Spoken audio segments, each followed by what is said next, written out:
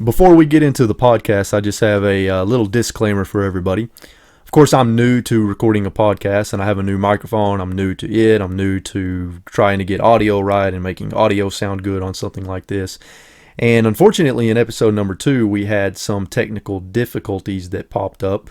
During the episode, you're going to notice that my voice is unusually deep and sounds sort of like Darth Vader, which is kind of funny when you think about it, especially considering I'm talking to somebody that worked with Hamill, so you got to kind of see the comedy in that.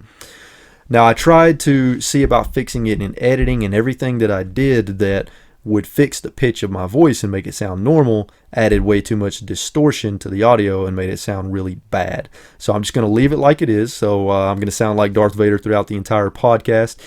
If you have any tips on, I recorded the podcast through Skype, so if you have any tips on what may have been causing that issue, if you have some knowledge on audio recording and things of that nature, and know what could have caused my voice to go real deep like that in the recording, contact me either in the comments or shoot me a message on Instagram or Twitter so that I can get some pointers from you, because I, of course, want to increase the quality of the podcast. So anyways, that's enough rambling from me.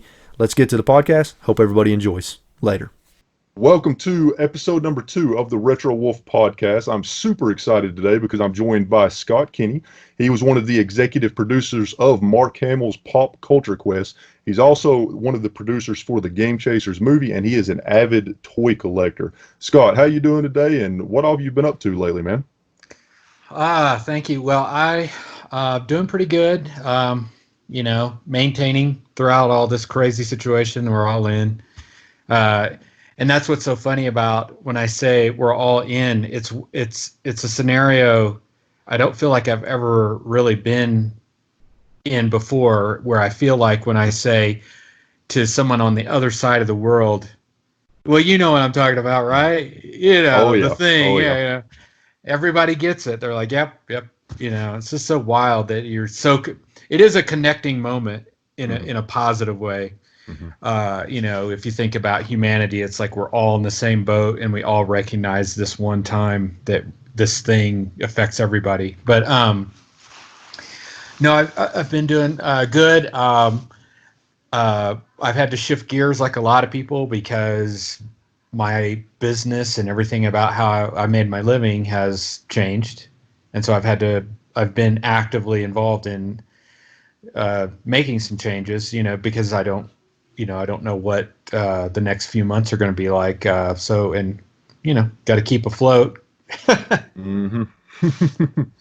Yeah, you've got that right. This whole virus, it's thrown a monkey wrench in just about everybody's lives. I mean, you're right. It's kind of as bad as it is in a way sort of bringing humanity together, because we're all working together to fight a common enemy in a way. So it's kind of like, we all have something in common that we're trying to battle right now. And I think that if you're trying to look at, I always try to look at the good and bad in things, and I see that as one of the goods of this whole scenario, is the fact that it is kind of bringing us all together, and it's making us realize how dangerous these viruses are. So hopefully next time we have a pandemic, we're more prepared for it, hopefully. So yeah, definitely. Yeah. So I wanted to ask you this, because while we were on the set of the Game Chasers, even though we were on the set of a movie about video games, in a way, that's kind of entwined in the theme of the movie, but I didn't really get to talk to you a whole lot about video games. We did talk a lot, but I don't remember us talking about video games. So I'm curious. I do know that you like video games, but are you playing any video games these days? And if so, what have you been playing? I'm not an active video game player. In fact, in a lot of ways, I go out of my way to avoid playing them, because I went through a period of my life where I was playing games like obsessively, and it was like kind of bad for me. It was just, I got hooked. I'm so old. I am so old that I was hooked on PC Network games back in the 90s or whatever. And I just, I played them every single day, every weekend, hours and hours. I was just so hooked on like Doom and games like that. That it was before you could even play them on the internet because it just wasn't fast enough. That if you're on a network at a business, I worked at an advertising agency, and a lot of the designers were on a network because we traded files, and so we played these network games. I mean, late into the night. I mean, when you're in the advertising business, you work long hours anyway. So, it was pretty typical to work 10 or 12-hour days for me. It's just a high volume, high stress kind of a work environment. But yeah, after, I'd get off at 7 or 8, I'd probably, play 2 or 3 hours of just network games there in the office with people. So it was, for me, it was kind of ended up being like a productivity killer. But I'm an active collector of games because I collect nostalgia in general. I'm one of those collectors that I have some specialties, lines of, for example, some particular toys, vintage toy lines that I collect specifically. But in general, as a collector, I collect my childhood. So in the 70s, Atari came out, and I was that age. I was the age that Atari hit. So I waited in line at like Sears or Target or whatever to get Pac-Man when it came out. And it was like literally long lines, like at Christmas time or Black Friday type lines that you would wait in to pay. And I don't remember, but games were expensive, then too, for what they were and the time period and how much, money, inflation made a big difference. But I mean, I'm pretty sure, Pac-Man was probably a $30 or $40 cartridge when it first came out. So I still collect Atari stuff. I have a really nice, it's not sealed, but it's totally complete with all the paperwork, Atari 2600. Actually, I think I have the Sears version in the box. And then I collect boxed Atari games, paraphernalia, posters, comic little pamphlets, instruction booklets. And then I also got into the original. I'm collecting some NES and Super NES stuff, and that's probably the most modern stuff that I collect is the Super NES stuff. I didn't even really play it, but I did play up to the NES. So basically, you're just collecting mainly, as far as video games go, you're just kind of sticking with the vintage stuff, Atari, NES, some Super NES. That can get expensive, especially when you get into some of the NES and Super Nintendo cartridges. Some of those, are pretty high. Yeah, and I limit mine to some of the properties that I like. Since I'm not really playing the games, I'm collecting them for the art. And when Mayhem came out, like in the early 2000s, I went through that phase where I had like every Mayhem game and went through the whole thing again. Like I played all of the Atari games. I played a lot of the arcade games. And, so I went through the phase where I was replaying all the games and reliving all that. But now I enjoy like the sticker and the box art and stuff like that. I collect books, that have game box art because I love all that old. It's kind of like the old school movie posters. You had these cool painted graphics for the box or the sticker or whatever, and I still love that artwork.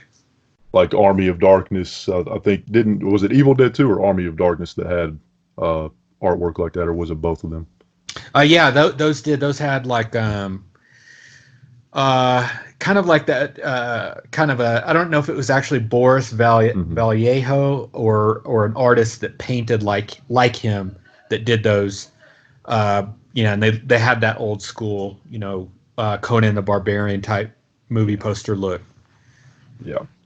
Yeah, and there's definitely some games that had that same style. Yeah, yeah, I'm a big fan of that style too. It's really cool. It's very Um, 80s. oh yeah, for sure, for sure. So if you don't mind, briefly tell us a little bit about yourself and what do you do for a living? I'm a real mixed bag.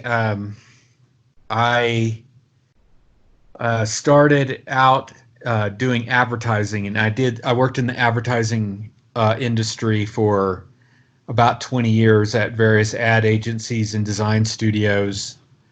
Um, and in the 90s, back in the mid 90s, the fandom bug kind of hit me, and I started getting nostalgic for my childhood. I was kind of early into that. Like, I started getting nostalgic like right out of college, which doesn't make any sense. But I started kind of rebuying old toys at that time. I bought an Atari 2600, I remember, at a flea market, stuff like that.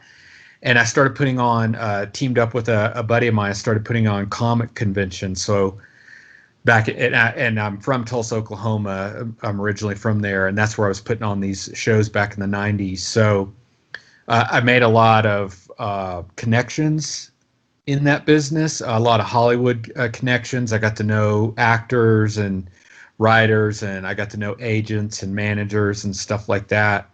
So back in the 90s, when I was pretty young, I mean, I was in my 20s, I was like out in Hollywood, like I was taking advantage of these connections. I was like going out and pitching stuff to studios. I was like one of the first people that pitched a project at DreamWorks when they didn't even have their own building or a lot. They were making one movie, The Prince of Egypt. That was their first movie at that time. So they weren't even a major studio, and I remember meeting with people over there. I actually got offered a job there, but so I kind of had some crossover in early in my career into the entertainment business, and I had friendships and professional associations. So I ended up working for a film producer, a guy named Adrian Iscaria, and he produced the two Hitman movies, Hitman and Agent 47. And we got into, because he was into video game movies and he had strong connections in the video game realm, we worked on a ton of video game properties, Deus Ex, Just Cause, several others. Those are the two that stick out to me because they got the furthest with the studios. We had them set up at different studios at different times. But in Hollywood, I didn't do physical production. I did development. So I was a development executive for a film producer, and I worked with the scripts. I worked with the writers. I worked with the studios on notes, creative input on projects. Wrote new proposals and pitches. So I did that for about 10 years. And so on the back side of, not the in front of camera side or behind the camera side, it's actually the pre-production side was my specialty. And then I got real heavily into collecting about 10 years ago. I was always a collector and dabbled and bought stuff, but I got real hardcore into it, like buying huge collections and traveling all over the country and buying and selling and stuff like that. So I got known in the collector's world as somebody that people knew. I went to a lot of shows. I did a lot of toy shows, a lot of conventions. And just people knew me as the toy guy, as one of those guys, and so that will segue into Billy and Jay. We can get into that. But that toys are really how I ended up meeting those guys, not video games, oddly enough. And then in that collecting world, I really, since I was living it and breathing it so much, I really thought it would be fun to do a television show around collecting. And that was kind of the genesis of what became Mark Hamill's Pop Culture Quest. And and it was really through collecting that not my. I'd already been working in Hollywood. That really had nothing to do with how the show came about. It came about because of my passion in collecting, because all my connections were none of them were in the TV world. They were all on the movie side. I didn't know any TV people at all. So it was just kind of random, kind of how that happened. But it definitely was, because of collecting.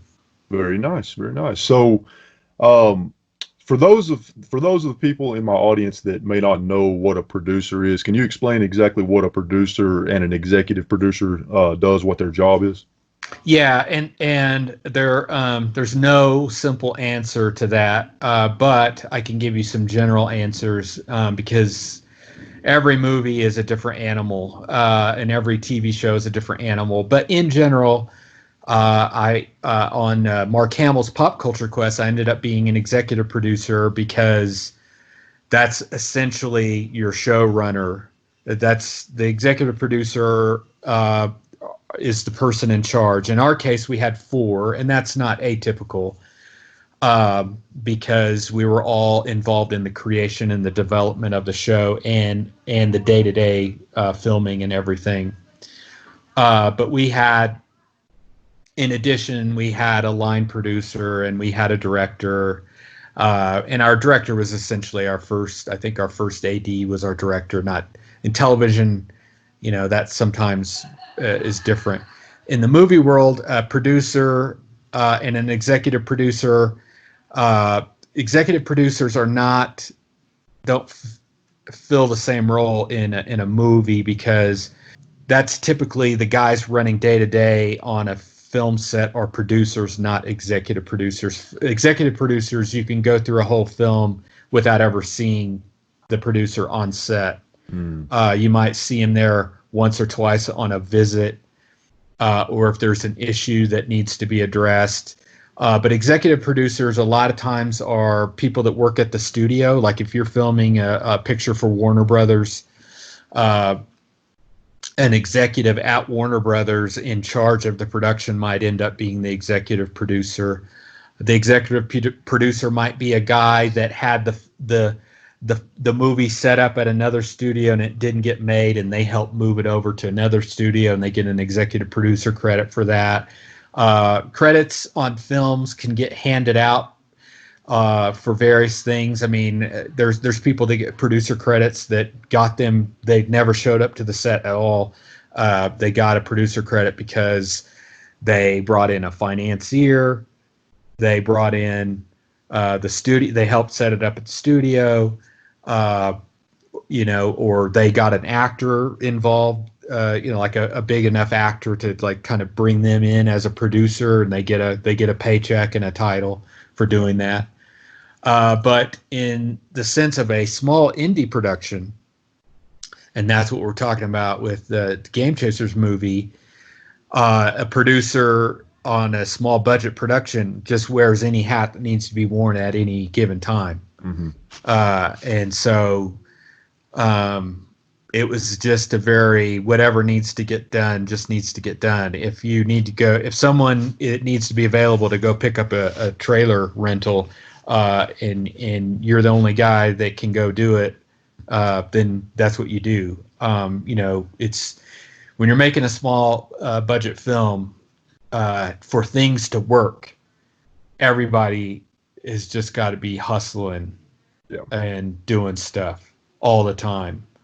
And that's how it was. I mean, there were days where I would get caught up and I'd have about 10 minutes of being caught up, and where I could like sit there and watch, scenes with the actors and the director. But then I needed to jump on the next day. Like there was a million things that needed to happen the next day that had to be taken care of. So, you're always constantly behind. There's always way more work to get done than can be done most of the time.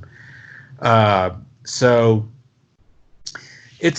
that role is just somebody that is, in our sense in Game Chasers, it just needed to be somebody that could do some management stuff, do some delegating stuff, but also could jump in the truck and go get some cases of water. Mm-hmm. You know what I mean? Yeah.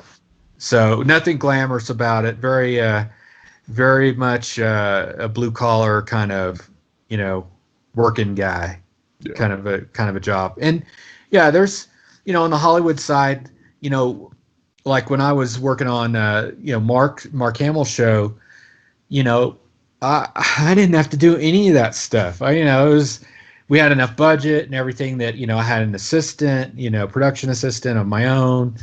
We had offices, I didn't have to go run errands. Most of my work was just talent relations stuff because the show is a documentary style TV show where we go to people's houses and film their collections. Mm-hmm. That was mostly my job, was finding the collectors, talking to them, getting them comfortable with it, finding the storyline, like what is it that you collect and what's interesting about that? Let's find a hook there that Mark can talk about that he'll think is interesting, presenting those ideas to Mark. Here's some ideas for this collector, writing scripts because the shows end up being scripted anyway. You're just going out and filming whatever you find, but you come back and you have to edit something together that's a story. So it ends up being something that, you have to script the VO, you have to script when Mark's on camera, doing intros and outros and all that kind of stuff.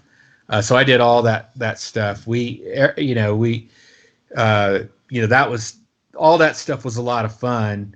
The hard work of standing there holding a light for umpteen hours or holding a microphone for umpteen hours. I didn't have to do any of that kind of stuff, because we had enough budget to pay everybody that needed to get paid for all those. And that was very nice. But I went into, when Billy approached me about being a producer on the Game Chasers movie, I had no illusions. I knew it was going to be hard work. And, the first time we sat down and he gave me the script and I read it, I was like, ooh, there's a lot of work to do here. There is a lot of work to do here. And so I went into it knowing that it was going to be, it's not a big party. It was a lot of hard work, but everybody wanted to make something special. So that was cool. When you invest so heavily in something like that, when everybody on the team is on that same page, like just giving it all, like just laying it out on the table, it was awesome. It was like, yeah, we're doing something cool. I mean, hopefully it connects with a larger audience, but I think for the faithful, which I'm one of the Game Chaser faithfuls, I started watching the guys probably in season 2 or 3. I wanted to make sure that if I had any input creatively at all, it was please your fans. They're the ones that bring you to the party. So, make sure that you're making something that the audience that's already there for you and watches every episode and subscribes to your channel and likes and retweets that and gave you money on Kickstarter and IndieGoGo, that when they watch it, they're like, well, if I was disappointed, I was disappointed because I don't even know who the Game Chasers are. Make it so true and make it so you that if they don't like it, they just don't like you. Yeah. So that was kind of the the goal. And I think my biggest input, in terms of the screenplay and the story and stuff was that, like, going back to the vision of make it funny. You guys are funny. That's why people watch you go out and find nothing at this flea market that's just junk. They're watching it because they're into the characters now. And that's true other reality shows. I mean, if you like American Pickers and you're watching American Pickers into season 10 or whatever they're in right now, you're watching it because you like Frank and what's his face. So, you know, or if you're watching Pawn Stars, you're watching it because you like the guys on there. You like Chumley. So that's the same with the Game Chasers. That element, they needed to be not try to be anything different than who they really are, in the movie. Yeah, and I'll tell you what. So I was on set for 4 days, pretty much the whole day for all 4 days, and my observations were this. So not only was it super impressive what they were able to accomplish with such a small budget, and with the fact that they only filmed for, what was it, 3 weeks, right? 3 week filming. Yeah, it was like 18 or 17 days, something like that. Yeah. Right. So that right there, the fact that they did it on such a low budget and in such a short period of time, in my mind, is a testament to how passionate everybody on the cast and crew was, and how hard everybody worked their asses off to make sure that got done. And what I witnessed when I was on set was a well-oiled machine. Everybody was just working so hard. I saw a lot of efficiency. I saw great teamwork. Everybody seemed to really jive well together. Yeah. And I think that all of that is going to pay off, because what scenes that I saw in those 4 days, I was very impressed with. And even though there was a lot I didn't see, what I did see has me very confident that the final product is going to be something that is not only going to please fans of the Game Chasers, but I think it's going to be something that could appeal to a broader audience as well.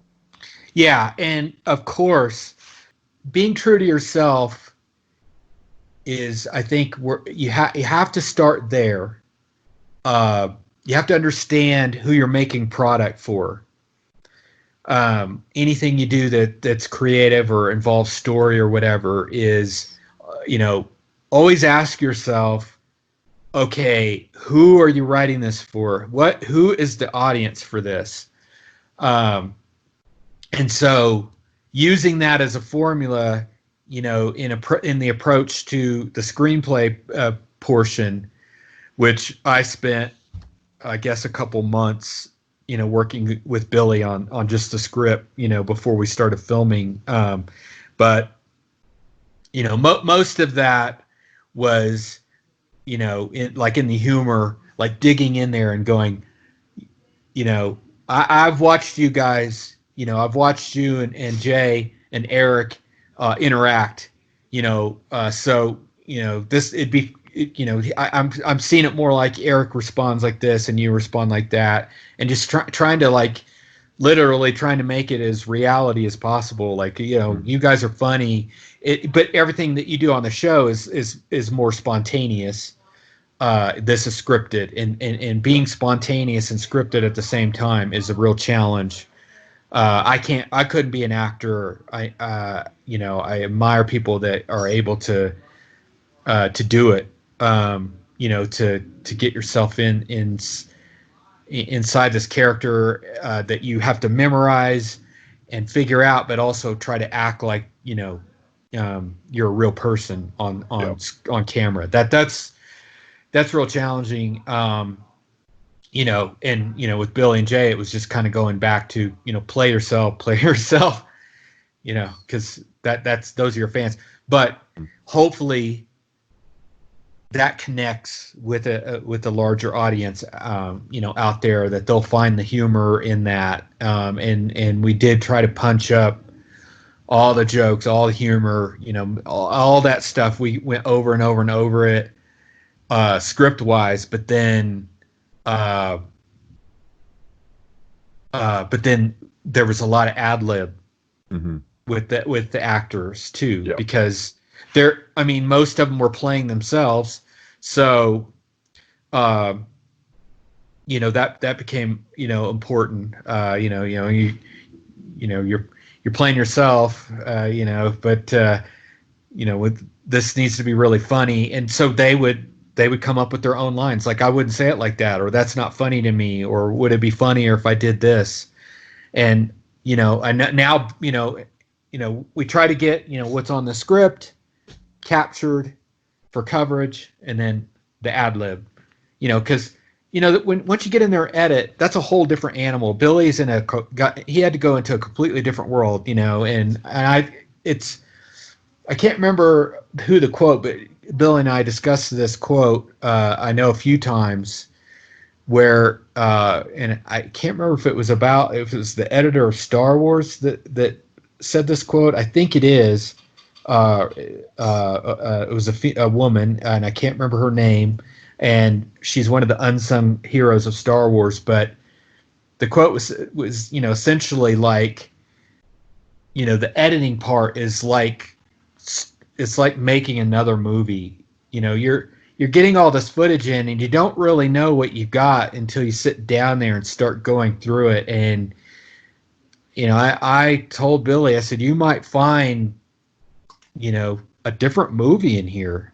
Mm-hmm. And that's the challenge of an editor, is to draw. You've got hours and hours of footage, but you're going to try and draw 90 minutes out of that is just, engaging, draws people in, makes them laugh, makes them feel like they were entertained and would tell somebody about it. That's what makes a movie a hit. Mm-hmm. Is word of mouth. I mean, you could spend all the money in the world to advertise something, but if it, that's why we have cult classics. That's why, the Kevin Smith is Kevin Smith. He makes cult classic movies. They're movies that you find on tape or on DVD or on streaming or whatever, and then you're like, this is funny as hell. I'm going to tell my friends about this. Mm-hmm. And that's how they grow in popularity over the years. And so, hopefully they made something that their friends will say, yeah, this is pretty good. You should watch this. It's funny. That's the highest recommendation, you should watch this. This is funny. That's just that right there is worth a lot. Yeah. Yeah, absolutely. And just to touch on what you were talking about earlier about the acting, I have to say, I was shocked at how good some of the guys and girls on set that were not actors did in their roles. And it could be because of, like you said, a lot of the characters were essentially playing themselves. But yeah, I was very impressed. And of course, some of the actors that they hired too were very impressive as well. I'm sure a few of the ones that I'm referring to. But just all around, the acting was significantly better than I was expecting it to be based on what I observed on set. Yeah. We did, Billy set up the casting calls, and we had a place in Dallas, and I'd like to give them a plug, but I can't remember the name of the studio. But they let us use some space, and I was impressed with the talent that walked in for auditions, and we for several roles, we felt like we had good choices. We had choices, not like, well, we'll just cast this person because that's all we got. No, Dallas is an incredible talent pool. I mean, there's a lot of production that goes on down in Dallas, and has television, commercials. Commercials are huge. There's a lot of big ad agencies in Dallas, so a lot of big commercial shoots have gone on down there, and then film and television. And of course, Austin is a big hub. So there's a lot of talented people there. So it was a good place to film a movie on a budget. So that really helped. It didn't have to be just all your friends. I've done little projects where it's just your buddies and you film whenever you can film. And well, sorry, I can't do it this weekend. That kind of stuff happens on those little do it for a favor type productions. They did, thanks to their backers on the Kickstarter and IndieGoGo, they had some money and they were able to put it towards some quality people, and that made a difference. That made a huge difference, you know. Yeah. And I think Billy, for the budget that was there, he got the best that he could get. You know what I mean? It all went into the budget, everything. You know, we threw it all in there, and tried to spend it as wisely as possible. I mean, I think our wrap party, I think we spent, you know, maybe $100 on some beer or something. I mean, we didn't even like go all out because we just, you know, we put it all in the movie. Like that, those moments are great, and you got to have them, you know, for the cast and crew and everything. But, you know, what lasts is what you get down on film or on tape. That's what lasts. Yeah. So you want to throw everything into that you got, not T-shirts and not, you know, other stuff that's just kind of a waste of money. You know, put it into the production, and that's what they did. Yeah. So let me ask you this, Scott. So given all the experience that you have in the industry and all the time that you spent on the set of the Game Chasers movie, deep in the trenches, how do you feel like how do you feel that the project is going to turn out? Do you feel pretty good about it?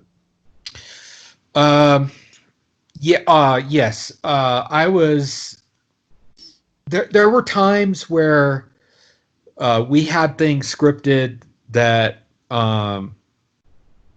I was worried about.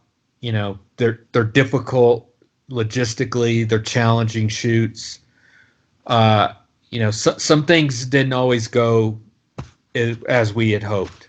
That just happens. And that's just part of making a movie on a budget. You know, you can't go back to the studio, you know, like George Lucas when he made Star Wars, you know, really ambitious movie, you know, Fox gave him $10 million. George had a vision for something, you know, that was almost impossible, and through sheer willpower made it happen. But the studio still gave him $4 million extra dollars to go back and finish the movie because they were impressed enough with what they'd seen, what he had done with the 10 to go back and get 4. Well, in our case, there's no going back to the well, you know. So yeah, I mean, some stuff, you know, there were some challenging, you know, things that we tried to shoot, and I don't know if we pulled all of those off.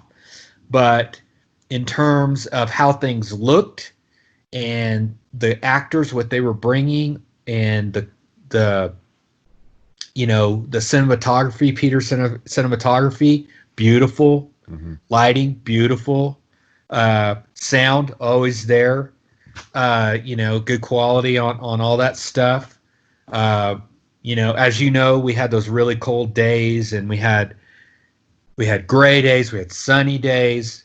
You had to shoot regardless. If it was drizzling, raining, snowing, sorry, you got to shoot today. Because when we're out of money, we're out of money. And you're paying people per day. So it's got to be shot. Yeah. So, you know, like there's days where, you know, I know stuff that Billy wanted to get, we just ran out of time, ran out of light, ran out of hours, you know, and didn't get them. And, you know, so, you know, there's a few things I know that he still is hoping to be able to reshoot here and there. Nothing major. I think just some pickups and things like that. So I think there are still in editing, you know, there were some challenges. There were some things to work around, but it wasn't due to lack of effort or quality of anyone involved.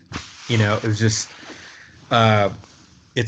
you're just not able to achieve perfection. You're just every day doing the very best that you can every day, and I think that's important. And we had a good crew that just whatever the circumstance was, just deal with it. You know, it's like it is what it is, and we gotta film these scenes, so make it happen.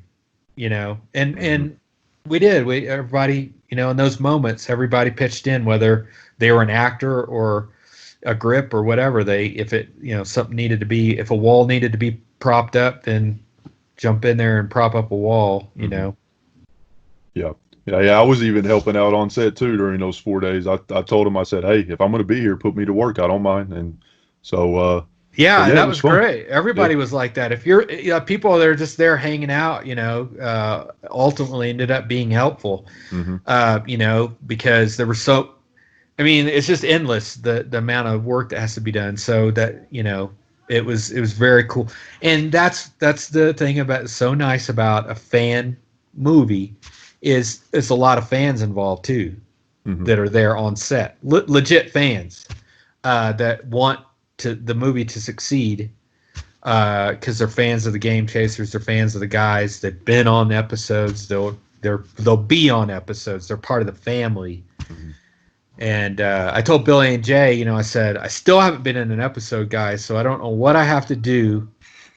I have to produce your movie. I still don't get it in an episode because we didn't have time. I thought, when I was down there, filming the movie, and I was there, I got there, I guess I got there 3 weeks before we started filming, 2 or 3 weeks, scouting locations and just getting ready, trying to find props and auditioning actors and all that kind of stuff. So it was, I'll tell you this, Scott, the 4 days that I was on set, because I had never done this, that was my first time being on any kind of set or anything involved in that industry before.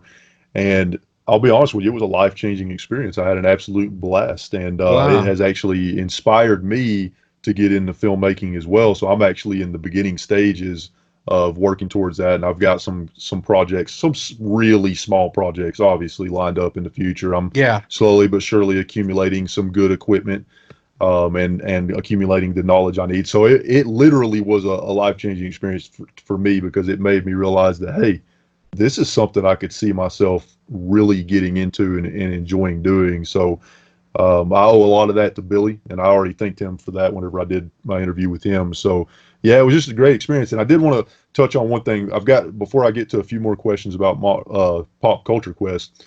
So what a lot of people don't realize, especially some of the trolls and haters, they say $100,000, that's a lot of money. You know what I mean?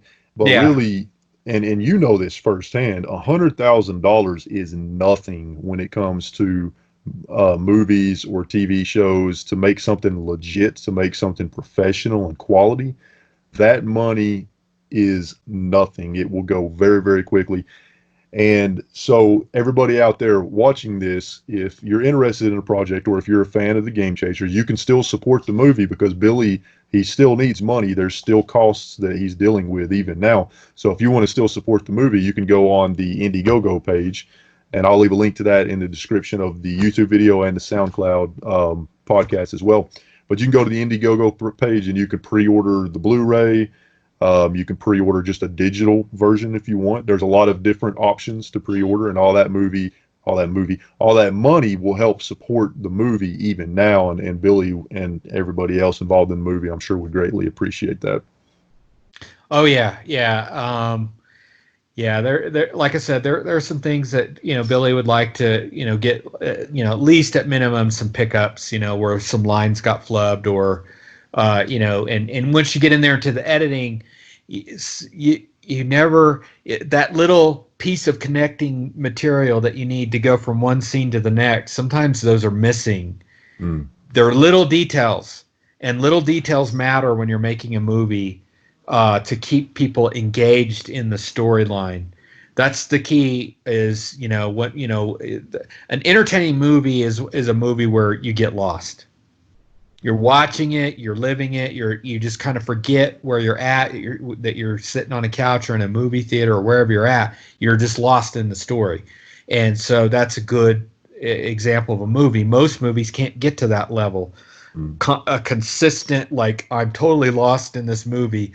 Yeah, so many movies today, I get thrown out of the movie by something that's like, oh my God, that was the dumbest thing I've ever seen. Or that makes no sense what this character is doing right now. It's like, what? Where did this come from? It's tough. I mean, people don't realize how hard good filmmaking is. It's all about engaging the audience, entertaining the audience, So I think, I felt when I was watching it, what we had worked on the script, what Billy and Jay had worked on, and Melvor had worked on for years before I ever saw it, was good. And when I read it, I was like, yep, it's a Game Chasers movie. That's what it needed to be, So yeah, there's still a lot to be done, and people, if they want to pre-order, the movie's coming out. It's coming out. You can pre-order and not worry that you're not going to. I think the cheapest version is like a $12 download or something. Yeah, I think so. It's not yeah. very expensive. So you could pre-order a digital download for $12, or whatever it is. It's something like that, 12 or 14, something in that range. So the movie will come out. It's a guarantee. You're going to get your movie. You're going to get your Blu-ray. If you want to order a Blu-ray, so every little bit is going right back in. I know Billy and Jay invested some of their own money in the movie. They sold some of their personal collection. It's like Little Samson. Yeah, like Little Samson. What a great episode that was. And it was cool. I believe, Big Fan bought. I think they sold it at the last retro show. Yeah, maybe. Yeah. I think you're right. Retropalooza, maybe. Yeah, Retropalooza. I think that's where they sold it. Anyway, so they're heavily invested in this too, and maybe have a little credit card debt. I don't know, but it'd be great if people want to, if they're fans of Bill and Jay, if you've ever been entertained by their channel, or Big Chief's channel, or Eric's channel, or your channel. If you've been a fan and you want to see these guys in the movie, a pre-order really helps. And look at it this way, folks.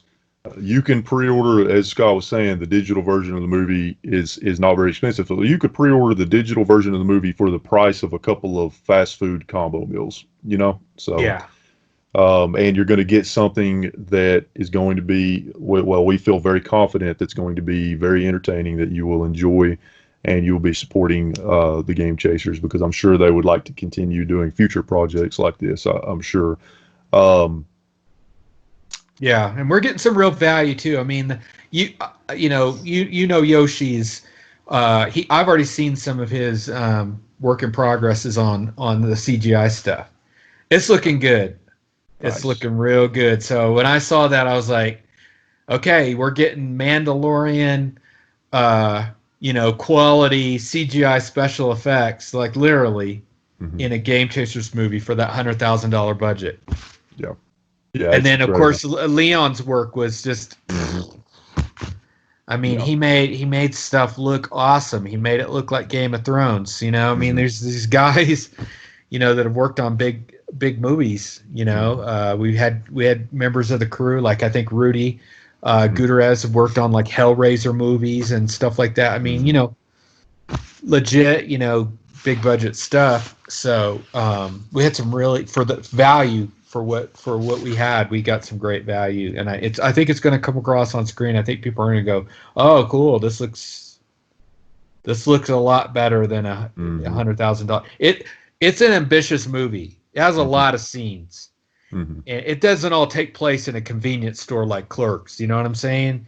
We moved around. We had a ton of exteriors, interiors. I mean, we had to build sets and big props and a Ghostbusters like car. And I mean, we did all kinds of fun stuff. I mean, we tried to, if you're a fan of like 80s cinema, like, Billy is, of course, like Gremlins and Ghostbusters and movies like that, we tried to put as many sort of references and in-jokes and stuff like that into the movie, so that if you're an 80s kid, you're getting, the Easter eggs and stuff. Yeah, and I could see that actually going over very well for them, because, look at the popularity of something like Stranger Things. It's full of 80s. It takes place in the 80s, and it's mega popular. So, there's still a huge audience for that era. So, Yeah. But yeah, I'm super excited for it. I cannot wait for the movie to come out. Now, last I heard Billy say, I think it was in one of his YouTube videos, or it may have been on one of the podcasts that he's been on. But I think the last thing he said was he was about 80% done, and I think he said he's still shooting for the fall, but it could end up being Q1 2021. So it won't be too much longer. Won't be too much longer. Of course, the virus obviously put a damper in things. Yeah. I think he had some logistical family things he had to work out due to the virus situation that probably put him behind a little bit. But I was there in Dallas before the virus thing happened. When was I back? I came back and visited Billy January or February sometime. Maybe in February. Yeah, no, January. It was January. And he already had a pretty good cut of the movie by that point. Mm-hmm. And I sat there and just watched it with him, just watched what he had cut together. And, it was looking good. I mean, I saw, some of the areas that he was waiting on stuff, like this is going to be CGI and this is going to be this and that, and there wasn't a lot. I didn't have a lot to critique. The only thing I said was shorter. But anyone that cuts a movie is going to always end up with a long cut. It's like you kind of do an assembly and then you cut it down from there. Lots of editors and directors will come in with 3 and 4 hour cuts of a movie that's only supposed to be at most an hour and a half or 2 hours. Mm-hmm. Because you have to start making decisions story-wise. If I cut this, does this make sense over here? Because remember, we had that conversation in this scene, and it connects over here. So if I delete that conversation, does this still make sense on its own? You have to make decisions like that. Yeah. Some things end up having to stand on their own. It's like, yeah, I know there was some connecting tissue in that one scene, but that's all that was in that scene we needed, and it it really just kind of slows it down. It's better just to leave it out, and hopefully people fill in gaps, in stories and stuff on their own. You don't have to spell everything out for them, and you don't need a lot of exposition. A lot of people when you're writing a screenplay try to explain too much. You don't have to. You just need to show, instead of talk. Yeah, gotcha. So let's change gears back to the pop culture quest for just a moment. I have a few more questions for you on that. So obviously, it is really, really damn cool that you were involved with that project. Such a cool project, and I watched it all recently, and I was very entertained by it. I enjoyed it quite a bit. So I wanted to ask you, what can you share with us about that experience? I'm sure there's some things you can't talk about, obviously, but what can you share with us about that experience, just as a whole? It was really good. I can say honestly that it was a positive experience. You've heard people say, never meet your heroes and stuff like that. And I understand it. I've experienced it. There's people that I've met in real life that were disappointing to me personally, but I had probably blown them up in my head to be something that they weren't. But you can do that. You can project on other people, so. With Mark, I had worked with him behind the scenes for like a whole year or even more. It may have even been more like 18 months to 2 years on this show before it ever got off the ground. And I'll back up and it'll make maybe sense. But I told you. It's very heavily into collecting, mostly toys. Vintage toys are my jam, and 70s and 80s stuff, sci-fi, superhero type stuff, monster stuff. So I was heavily into collecting, and I thought, it'd be fun if there was an pickers for vintage toys, because I watched American Pickers, and I like that show. And also, as a side note, I also put on antique shows around the country as part of my living. So I was already into antique and vintage stuff, but I thought it'd be cool to have a toy angle. Well, then a show called Toy Hunter happened with Jordan Hembrow, and when I saw that, I was like, oh, that's the show I wanted to do. And I'd already been talking to Mark at that point about doing a show. And when Toy Hunter happened, it was like, oh, well, there's already a toy show, so let's maybe rejigger this a little bit and figure out something else. But we, to how it all started was, so I had just the general idea of it'd be cool to have this show about toy collecting. And I could have done a YouTube channel, and there's a million YouTube channels. This was before Toy Chasers and shows like that. But I thought it'd be fun to do it for TV. Anyway, a buddy of mine in the film industry we'd been trading screenplays back and forth, and I liked him. He's a cool guy. His name's Darren Moorman, and he's an independent film producer. He does movies like The Game Chasers, but with a little bit higher budget. His budgets are more like $1 million a movie or so. He's real in the indie movie scene, and knows how to raise money and stuff. And so I pitched him this idea just on a phone call one day, and it's like, yeah, I'd love to make this. He goes, hey, one of my good friends and my mentor is a guy named Howard Kazanjian, and I think he would like this. And I knew who Howard was because I'm a Star Wars fan. Howard Kazanjian is the producer of Return of the Jedi and also the executive producer of Raiders of the Lost Ark, and worked at Lucasfilm for 10 years as one of their VPs. And so I already knew who he was because, I was super geek. So when he said that name, I was like, ooh. And so I was like, yeah, I'd love to just meet the guy. So we met on the phone, and I pitched him the idea over the phone, like what I was thinking. And he goes, write that up for me. And so I was used to that because of my film development stuff. I wrote pitches out all the time, decks, and put decks together. So I put something together and just sent it over to him. And he called me back and said, this is cool. I think this has potential. And I worked with Howard to develop some outlines for episodes. We worked on names for the show. And then I guess at a certain point, Howard thought it was kind of gelling, and he said, do you mind if I show this stuff to my good friend Mark Hamill? And I was like, yes, that would be fantastic. Now, mind you, this was before the Star Wars. This is before Disney bought Star Wars or Lucasfilm. This was before the Star Wars movies were even a thing on the horizon. Lucas was not talking about it. He was planning them, but he wasn't talking about it because he had met with Mark Hamill. But so those movies, Mark was an animation voiceover guy. I mean, he wasn't really doing a lot. It was an honor, but it wasn't like getting Mark on the project meant an instant slam dunk at that point. It was just like, oh, that would be awesome for me as a fan, and I know fans of this stuff will dig it. But you always have to think in terms of how do you sell it to a studio or a network. Yeah. That's totally different. You can think it's cool all day long.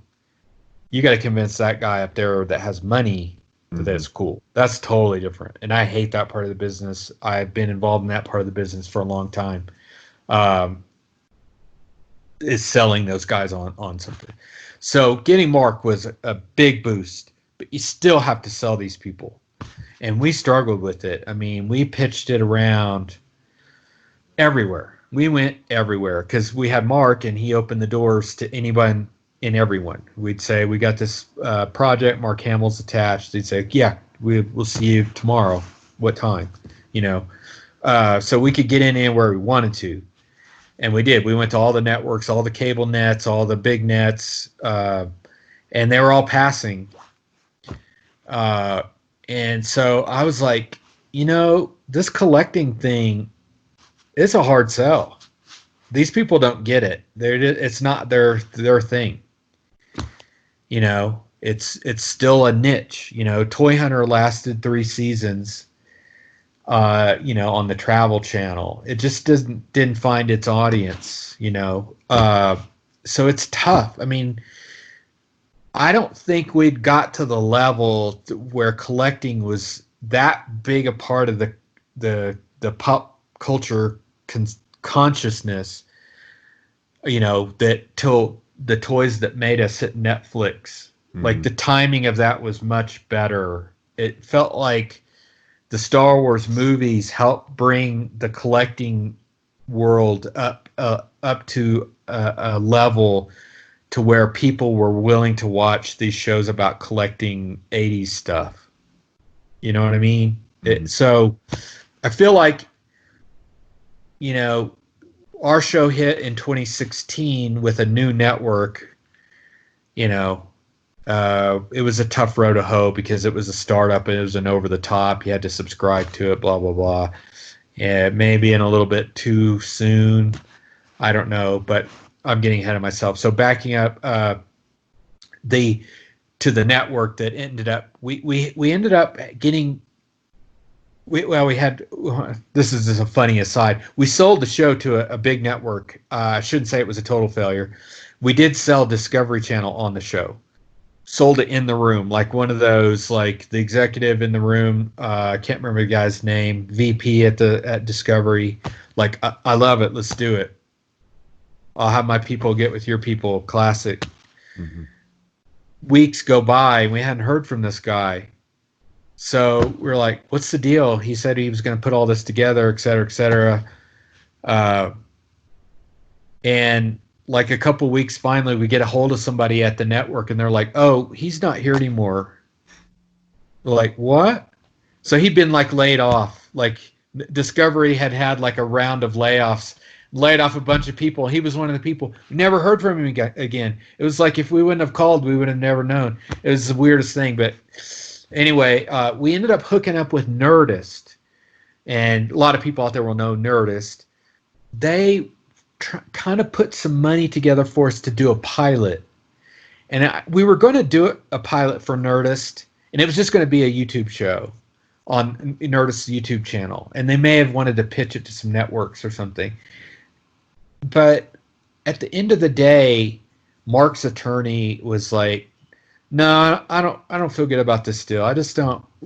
I can't remember what it was that he got hung up on, and so we couldn't do it. Well, the guy that was at Nerdist left, and he got involved with another guy. His name was Seth Laterman, and Peter. I can't remember Peter's last name. He was another guy at Nerdist.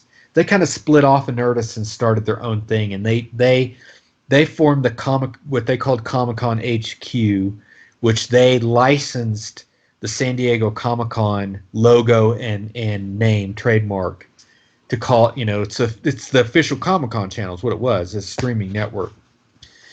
And it was going to have live coverage of, San Diego Comic-Con, of course. If you're a subscriber, you could watch all the live coverage of that. And then they had a network of movies that they bought, licensed. And then they had some originals, and we were going to be one of their originals. So they came back to us after they went and started their other company and had some money, some real money, and said, we want to do this. Let's make it happen. And what's funny about, things like this in Hollywood is like, as soon as if you have the money, you better start making it like right now. Just go. There's money in the bank. It might go away if you don't start making it. So you're just like as soon as someone says you're green light, you're good to go. You got to go. And so like everything, we've been out there pitching it and developing it and trying to make it happen. And then one day somebody says, you're good. When can you have it delivered? And so when that happened, when they said, yeah, money's in the bank, we're ready to transfer money to you from that account, give us a budget, Mark was overseas filming Last Jedi. Mm-hmm. So yeah, that gives you a sense of how long it took us to get to that point, because Mark wasn't doing any Star Wars movies. And by the time we actually filmed our first season, he was overseas doing Last Jedi. So it took a long time to make it happen. It was so many times I just wanted to give up.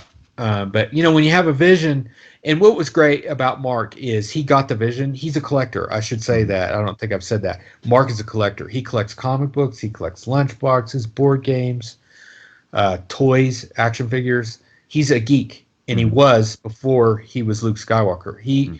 Mark started collecting like me right out of college. He started like buying Beatles memorabilia and Aurora monster model kits and stuff. And big fan of DC Comics, huge fan of DC Comics. In fact, he almost didn't do the Joker for the animated series because he thought he wasn't good enough. He thought someone better needed to be Joker. Like legit, that was Joker. Yeah, that's too iconic of a character. Let me be one of the other characters. And they're like, no, we want you for the Joker. I mean, that's the kind of guy. He's how big a fan he is. Like, no, I don't want to ruin that character. No, you helped define that character for like a whole at least two generations of fans.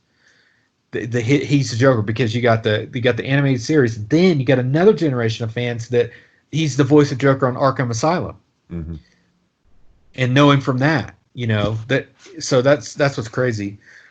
So he was filming Last Jedi when they said, yeah, go make it, and we need it by this date. And I was like, oh.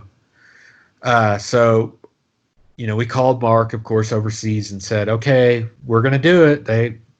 They're ready to go. They've approved our budgets. We're working on schedules and stuff. And he's like, guys, he was also filming that Wing Commander sequel, Star Citizen, the crowdfunded one. I don't think I've heard of that. Well, Wing Commander, the guys that made the original Wing Commander video game series crowdfunded a sequel, an unofficial sequel called Star Citizen. And it's mocap of a bunch of famous actors are in it. Like Mark Hamill's in it and a bunch of other stars. And they shot it all mocap, like, I think in the UK. So Mark was doing double duty. He was filming Last Jedi 12 hours a day, and then he was going to the other studio and filming the Star Citizen. So he was like exhausted. Yeah. Like, when we called him, he was like, guys, I just need a break. I mean, I'm just been nonstop. Mm-hmm. And we knew he was doing both projects. We were in communication with him, email and phone calls and stuff on a regular basis. But he said, I need a week off when I get back, and then we'll just hit the ground running. I got to do a week of nothing, just sitting in my house. I'm going to be jet lagged, and so don't call me, don't talk to me. I'll show up on Monday. I don't remember, Monday, August 21st. I'll show up at the office. Just don't bother me again. We're good. You guys take care of the rest of it. Because Mark's an executive producer on the show too, and a co-creator. Because he was involved in every aspect up to that point, and was involved throughout all the filming, not just as on-screen talent, but making decisions and what do we talk about and what's the angle. He was involved in all of that stuff, and so because he was a collector, he wanted to be authentic, and that was one of the differences. Like early on, like I said, originally I wanted it to be a vintage toy show. It morphed into just pop culture collecting in general. Mm-hmm. It could be toys, could be video games, could be pinball machines, it could be tennis shoes, it could be anything that's in the pop culture that's collectible. We can talk about it. So we opened the doors instead of limiting it to just that. It opened up, and that was fine with Mark because he's a broad collector too. He collects. He collects his childhood. He's like me. No, it's not unique. I know a lot of people that are like that. You say, what do you collect? They go, my childhood. And he's the same way. Mark is like this. He's like the three Bs. It's like Bond, Batman, and the Beatles. Boom. That's his childhood right there. Those three, those were the best properties of his childhood. So, he definitely wanted to do, an episode with, we did get Batman in there. And of course he's tied to Batman because of Joker. And we didn't get to do Beatles or Bond, but those were hopefuls for the future. So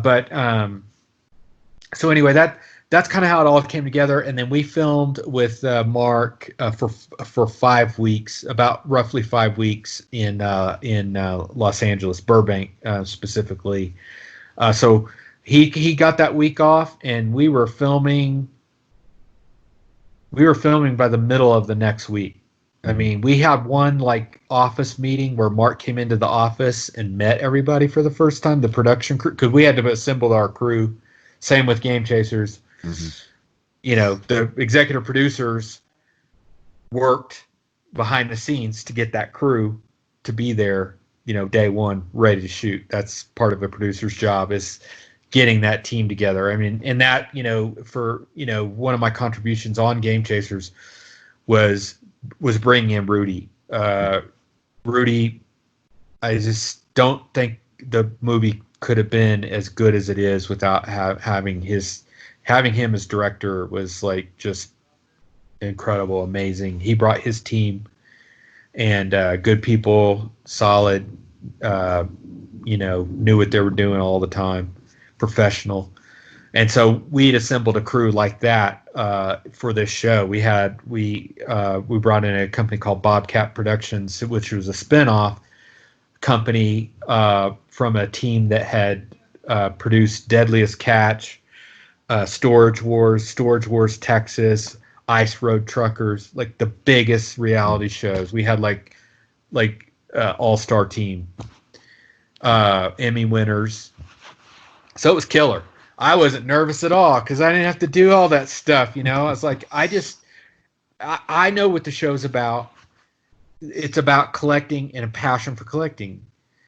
You guys know all the technical stuff, you know, and so that was great. You know, if you have people that are there, that's what one of the things I liked about Rudy, working with him on the Game Chasers movie, was like, one of the things he said was about the actors when we were like auditioning people. He was like, I just need someone that can read lines. I don't, you know, I'm not paying any attention to that. I'm looking at, did they get the lines read? Mm-hmm. You know, and that's what you got, people with different focuses. You know, they're looking at something real super technical that you're not paying any attention to. And you got to have those people or you just fall through the cracks. Something will fall through, important will fall through the cracks. So we had an all-star team. We also had a great editor, like a 3 or 4-time Emmy winner in Josh Earl on Pop Culture Quest. Worked on Deadliest Catch for like 10 seasons. Like he went out on the boat with the crew. Oh wow! Yeah. Wow. So he was that. You know, he was as an editor. Like, I've never worked with someone that, you know, had a position like an editor's job that you think is all. Now, Billy was a hybrid, so, you know, he similar. He was there as an editor and as a director, but the editor that we hired for Pop Culture Quest was so into it, and he's a collector as well, that he became an integral part of the production. Like, we started relying on him on set day to day. Like, Josh, what do you think about this? You know, I don't know how often you ask your editor, like, what do you think about this scene? But he you know, he was so enmeshed in the subject matter and such a huge fan of Mark Hamill that he was involved every day in an important part of the production. And I got to give a shout out to Josh. But so we had our crew assembled and we started filming. That all went well. It was fun. Had the time of my life. Because it was all collections. Yeah. Collections. I mean, if I wasn't filming a collection, I was visiting a collection, because that was my job, is putting those episodes together. If we were filming at somebody's house, you know, later in the week, I had to go to their house. I had to go look at their collection. I filmed some of it myself. Sometimes I took my crew with me and filmed B-roll of their collection. Sometimes I just filmed with my phone. and interviewed the person, found out what they're about, what they're comfortable, what they would like to talk about, that kind of stuff. You try to find the interesting things that people want to talk about, interesting bits in their collection. What's the coolest thing? Tell me what that is. Now, why is that the coolest thing? Tell me the story. And you know this to be true. As a collector, you like the stories. Oh yeah. Behind the item. Where'd you get this? Where'd this come from? Oh, that's cool.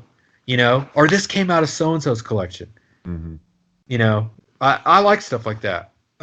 Famous collector owned it.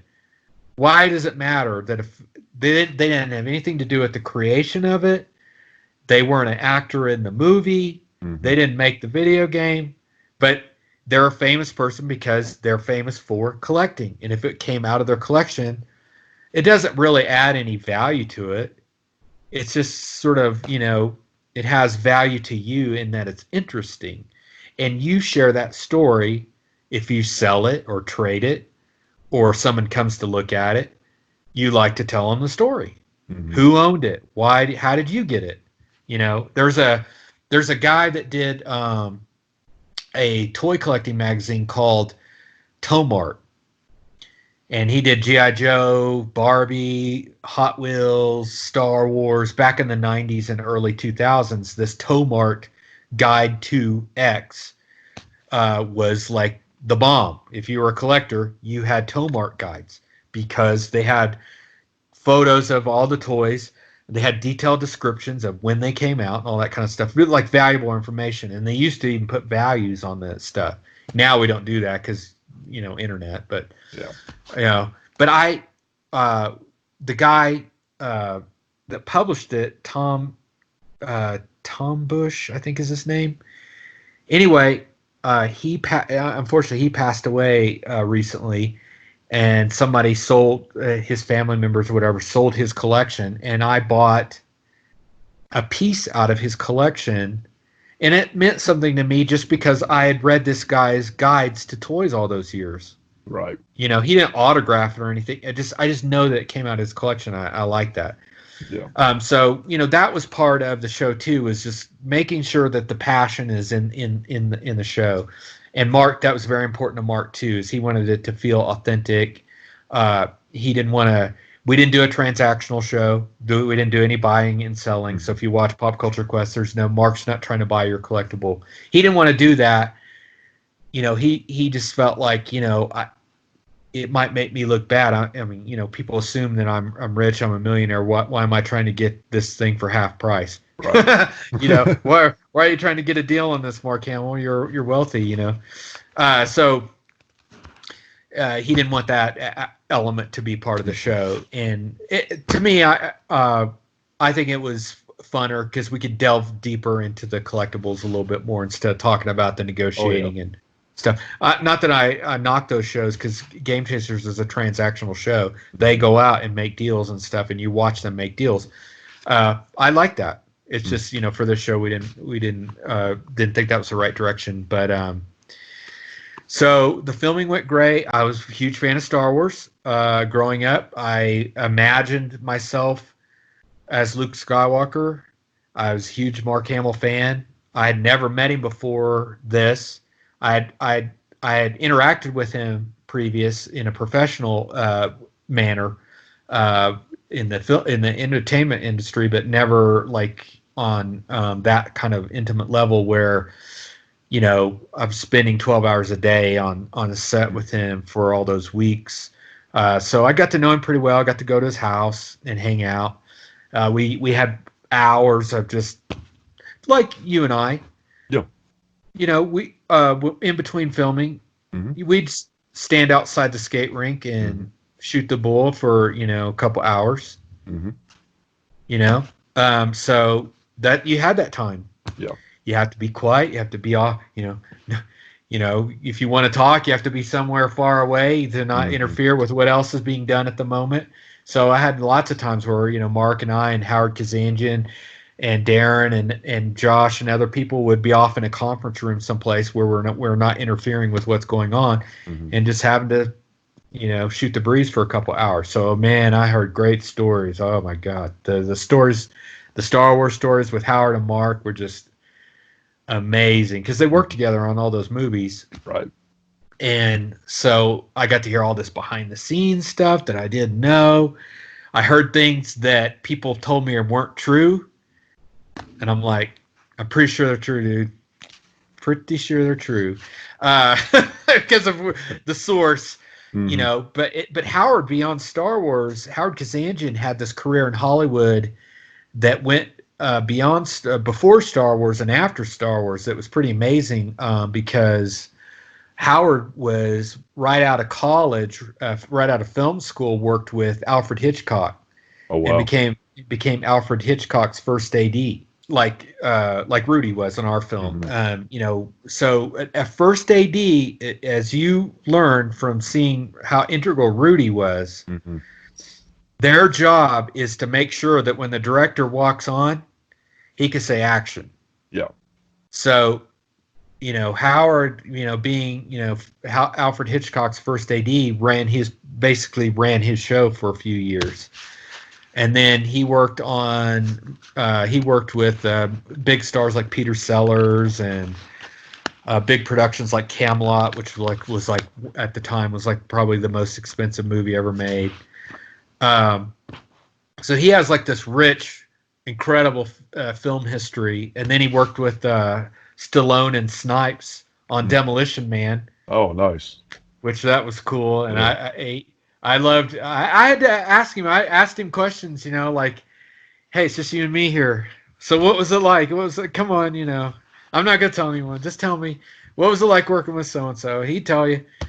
And crazy stuff. I mean, because, you know, when you're dealing with stars at that level and they're that rich and they can get their way, you know, and do anything they want to, stuff gets out of hand. Yeah.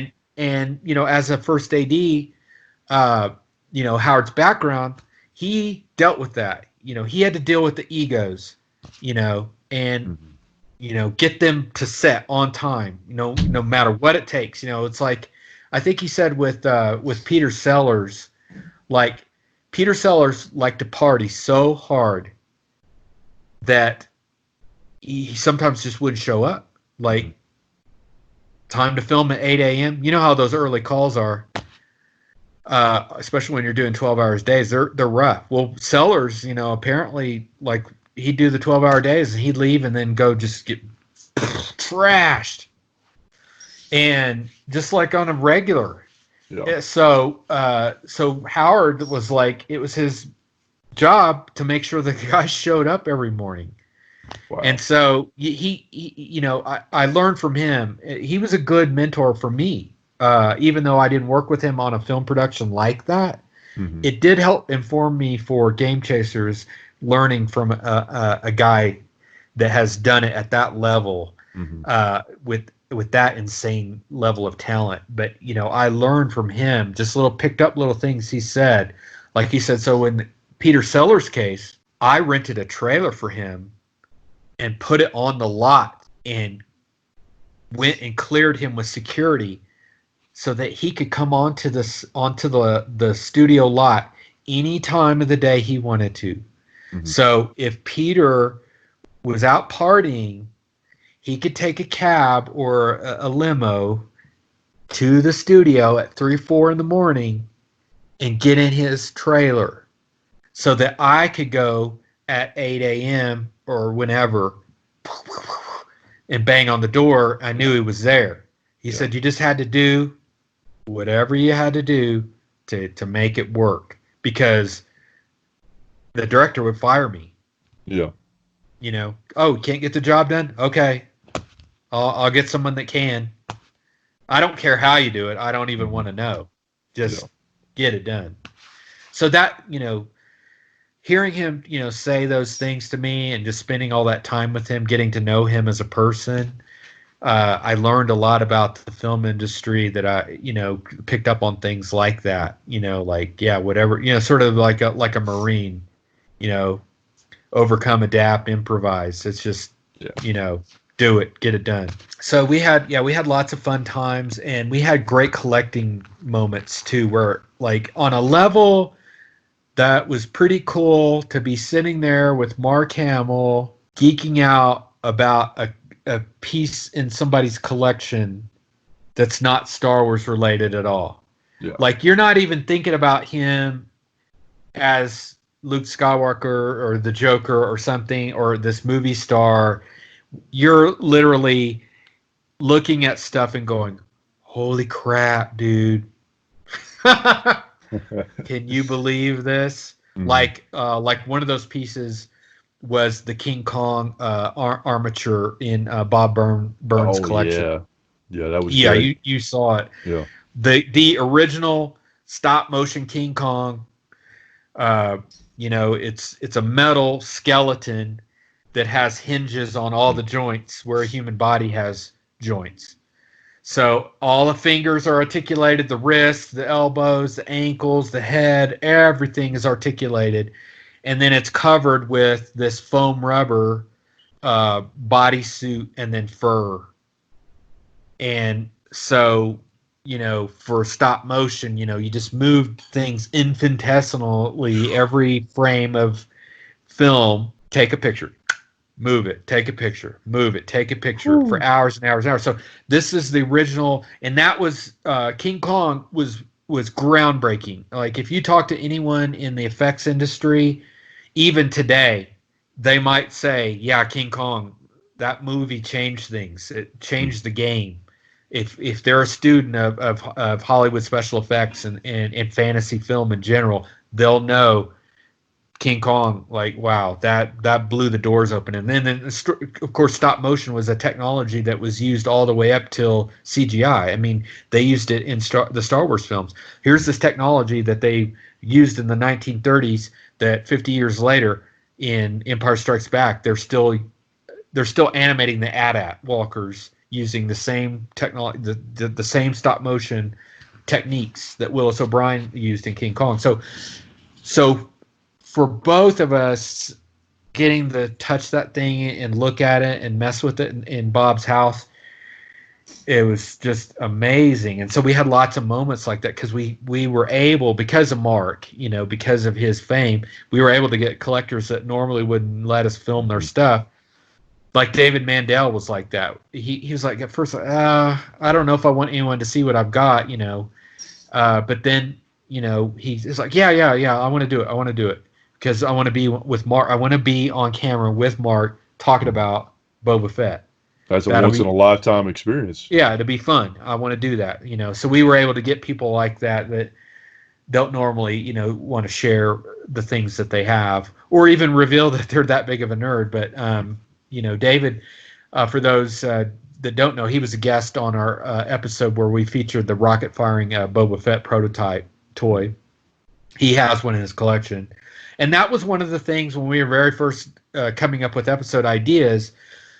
I told Mark and Howard and Darren, I was like, dude, we have to do an episode about this rocket firing Boba Fett toy because it's one of the holy grails of Star Wars collecting. Mm-hmm. You can't really do a Star Wars collecting episode without even getting into that figure, because the Boba Fett character, as we've seen now with the Mandalorian TV show being so popular, that the Mandalorian characters and bounty hunters and stuff are just cool and people like them. Yeah. And that character just became the Fonz of Star Wars. He just became this cool, so I was like, you have to do this. And so we had a blast on on a professional level, on a personal level. It was all good. The show, didn't last, but the network didn't last. Yeah. So it was just one of those things where it was a startup network. They just didn't, I don't think they got the subscribers they needed. They lost their financial backer, which was really the real reason why.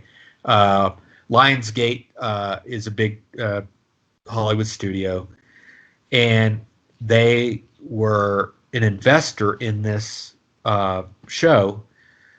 And so Lionsgate TV, in the middle of our streaming, when our series launched and the network launched, Lionsgate went out and bought a company called Starz and paid $4 billion for them. And Starz had a streaming network. They already had one, like HBO Go type. Right. Yeah. So they were like, we're not investing going forward, guys. So just an FYI. Yeah. So that didn't last. They just did. They went out and tried to find some other investors, but in the streaming wars, again, pretty early, 2016. Mm-hmm. Netflix hadn't reached that key kind of dominance, and once Netflix got to that point where everybody wanted to be in business with them, then everybody's streaming network launches. Warner Brothers does a streaming network, and that failed. DC Comics did a streaming network, that failed.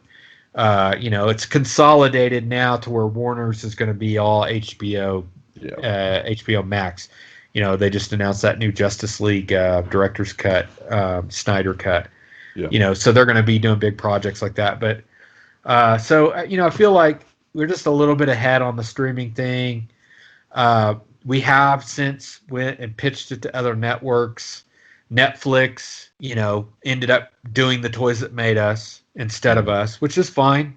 I love those guys. I met those guys actually before they did The Toys That Made Us. I met them when I was working on Pop Culture Quest. I met a lot of great people in Hollywood while we were filming that. Just a lot of cool guys. I mean, I connect with a lot of collector guys in Hollywood, which that was fun. Because now we're friends because we didn't work on the TV show together. We're friends because we actually collect the same stuff and talk about the same thing, which is cool. So we've had some interest. We have now in place Amazon Prime and Twitch are going to carry new episodes for us. But because of how we want to do the show, they are not going to finance it, or they'll do some co-financing. It's kind of tricky because we own Pop Culture Quest. Mark, myself, Howard, and Darren, we own that IP. That's not typical. We negotiated that in our contract that if this fails, we keep it. Okay. So we had to negotiate that. Those are not easy negotiations, and we paid attorneys a lot of money to take care of that. But we own all the footage. So everything that we filmed, and we filmed for 5 weeks, 12-hour days. We did get weekends off, but that's a lot of footage. So we shot a lot of stuff that no one has seen. So we own all that. So we can do a season 1.5 with it if we want to. We can do a Blu-ray if we want to of expanded episodes with behind-the-scenes features, outtakes with Mark, all that stuff. We own all that stuff. So we can do all that stuff. But we're hoping to do a second season the way we want to do it. And that is the challenge. That's really hard when you're asking people for money. Yeah. And then saying, also, this is the show. That's not the show. Whatever your idea is, that's not the show. This is the show. And so it's the my way or highway thing is sort of it's a take it or leave it. So raising the money for that aspect of it has been difficult because Mark doesn't want to do anything he's not interested in because he's not getting paid very much money. He gets way more money going to a convention than he does doing this TV show because it's actually a labor of love for him. It's actually a passion project, a real legit, like, obviously I'm not doing it for the money. It's just a low budget deal. I'm doing it because I like it. It's fun. That's why I'm doing it. So you have to go out there and say, well, okay, we need $1.5 million to do another season or whatever, but don't bother sending us your ideas because Mark already knows what he wants to do, and if he can't do that, he doesn't want to do the show. Yeah. So it kind of puts you in a position when you're pitching it, like, here's a show and just give us the money or not kind of thing. It's not, hey, let's talk. What could be different? We did have lengthy discussions with Disney Plus about doing the show for them. And I thought that's where it was going to end up. But the Disney people just ended up not being comfortable doing anything that Disney didn't own. Go back to Batman, Bond, Yeah. and Beatles. Well, Disney don't own any of those. You know, so you know, Mark wants to do episodes that he wants to do, like things he wants to talk about, and he doesn't want to be constricted to, well, is it a Disney property? He has nothing against Disney, and he loves Disney cartoons, TV shows. He works with Disney on a weekly basis, doing voiceovers for tons of their programming. He's an official ambassador for Disney, you know, but he didn't want to do a show that was just all Disney. That makes sense. Now, but you can see the show that Disney kind of wanted to do with us. It's on Disney Plus. It's called Prop Culture. So if you go on Disney Plus, type in Prop Culture, you'll see the show they wanted us to do with them. They did it with somebody else. They had an idea of what they wanted to do and wanted us to kind of conform to that. And we were just sort of like, that's not the show. The show is whatever Mark thinks is interesting. That's the show. That's been the challenge to all this. So Amazon and Twitch have been like, yeah, we'll air the show and we'll work out all the financials with you guys. If you're wanting to keep it and do your own thing, cool, we'll play whatever you want to play, put together.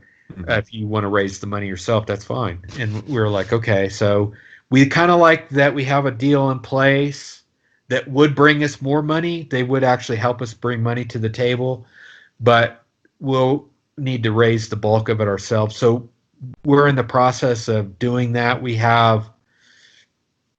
put together some players with money that are down with what we're trying to do. Cool. So it's just taken we were pretty close before the whole COVID thing happened. Yeah. And that's a segue into the future. If you want to talk about, you know, how that thing has changed the entertainment business, it has. Yeah, we're going to get to that in just a second. I did want to ask you one thing real quick.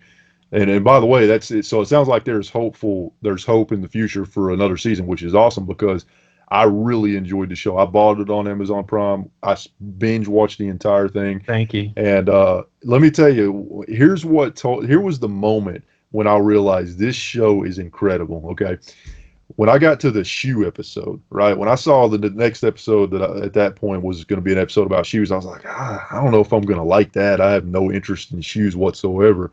And then I watched the episode, and it was great. I was completely entertained. So the fact that an episode about an epic shoe collection entertained somebody that absolutely has no interest in shoes, that was the moment when I was like, this show right here is fantastic.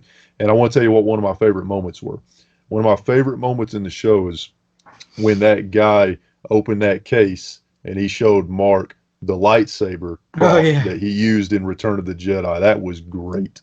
Yeah, that was one of my favorite moments in the show. But I wanted that clip it actually went viral because we put a clip of that on YouTube and it just like blew up. Yeah, that was a really, really cool moment.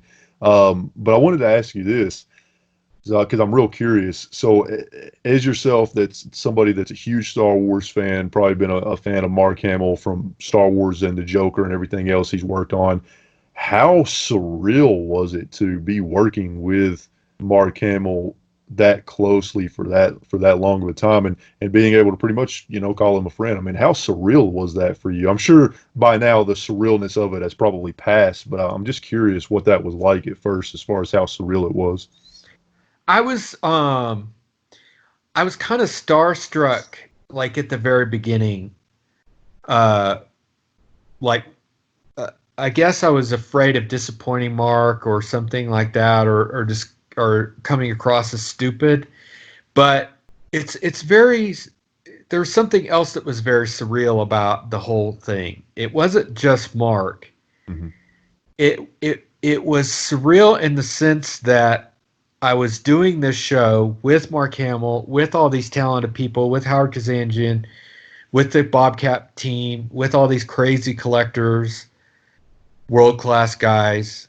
It was surreal that I was doing all of that happened because I just had an initial idea that I wanted to do a show that was like what I was into. That was overwhelming at first.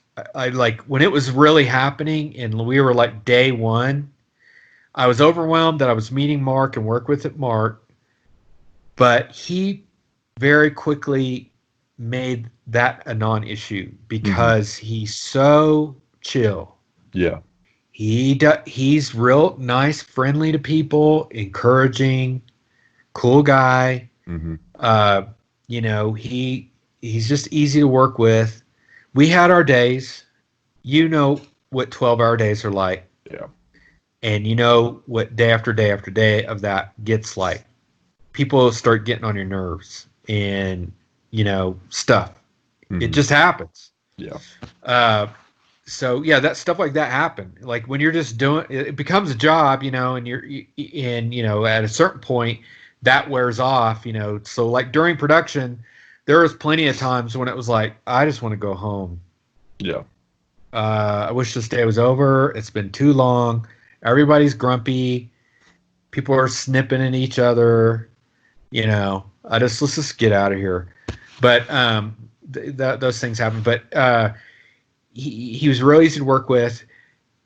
But I think I was more overwhelmed that, hey, buddy, this is your idea. So what do you want? What are you trying to do? That was like, yeah, you know, I am overwhelmed. Okay. So I had, you know, fortunately I had spent all those years getting to that point where I had written things out extensively. Like I had written episodes, I had done all this stuff. So I kind of had internalized what the show was. And when you got, what was great about having a good crew is you have people there to bounce around stuff then. Where you can go, Mark, I was thinking it'd be kind of cool if we did this. And he would say, you know, it'd be even cooler is if we did, you know, this way. So, you know, it was great having that team around. And like I said, you know, having a like-minded person in Josh Earl, who was also a collector, Howard Kazanjian, who worked on all the collectibles for Lucasfilm and is a collector himself. You know, we could talk about these things from a collector's. That's what was great, was that there wasn't this huge disconnect between someone at a studio who doesn't get it, you know, and us who did get it. We were able to, you know, go, well, here's what I want the show to be. And so that you know, that I think was even more surreal than Mark, because he put me at ease pretty quickly. There were moments, like every once in a while, as a collector, that were like golden for me. That I can remember, like sitting across the room on set and hearing Mark at the other side of the room go, "Where's Scott? I need to talk to him about these aliens." Okay, you know, because we would me and Mark would talk about like, for instance, the Kenner alien toy. We had several conversations. He's fascinated with that toy. It's the 18-inch Kenner alien that came out in 1979. He's intrigued with that toy because it was a rated R movie, and it was a toy line, you know, for kids. To totally disconnect, real scary toy, rated R movie. He bought 2 of them when they came out. I remember having that conversation with him. Anyway, we got into these deep conversations about the canceled alien toy line. And so I was like, yeah, I want to talk about that a little bit on camera. I just want to kind of bring it up in the Boba Fett episode. So, you know, moments like that where he, you know, I'd hear Mark say, I need to talk to Scott right now about these aliens. I always thought that was fun, you know, because I was like, oh, Mark Hamill wants to talk to me about aliens. That's great. Yeah. So, you know, because we just sat down and he didn't have enough time to memorize stuff, because we were shooting, like I told you, our schedule was nutso. Yeah. You know, at least, you know, in Game Chasers, we were able to send out, you know, sides and scripts and stuff for people to read in advance and to try and memorize. Well, the stuff we wrote for Mark, he filmed the next day. I mean, he didn't even read it. You know, I mean, the first time he read what he was going to say was that day. So he didn't have time to memorize it. So he told me, he would say, don't write things that I can't internalize. Write something that I can just get the gist of it and then say it, because I'm not going to be able to memorize this script that you've written. You know, you had to write it. It's like a plan. You got to make a plan. Doesn't mean you're going to stick to the plan. Doesn't even mean the plan will work, but you got to have one. So, you know, you got to have a script. You got to have a starting place. Yeah, I can't memorize this script, but you need to do one, because I need you to sit down here with me and say, now, what are we talking about? What's the point? What's the important point? Give me that. Make sure I have the important points. You know, I'll go to, and he'd go off to a side room for about an hour, and he'd just look over what I wrote. And then he'd come out and he'd say, okay, I think I got this. And then every once in a while, he'd lose his train of thought. And that's when it'd be like, come over here and tell me what I'm talking about again. You know, he doesn't want to look at the paper. He wants me to come over there and say, remember, we talked about the aliens, how they canceled the toy line because it was a failure at retail, blah, blah, blah. And, you know, and I'd go over things like that with him. So stuff like that was a lot of fun. He wasn't saying my word. Oh, I had one joke that he said, and I was so proud that I'd written this joke. I think it had something to do with the Godzilla toy, and somebody stepped on it. So we didn't get to use the joke. Yeah, because, like, you know how things like that happen, you know, when someone talks over the other person. Mark was trying to say the joke. He liked it enough to remember to say it.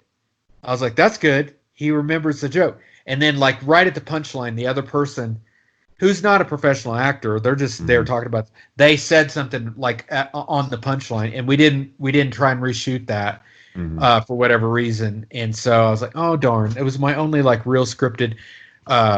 You know, I mean, his VO and stuff that he does is a lot of it's my scripting or Josh Earl scripting, but something original and fun. You know, like a joke. You know, I wanted to have that moment, but it was cool.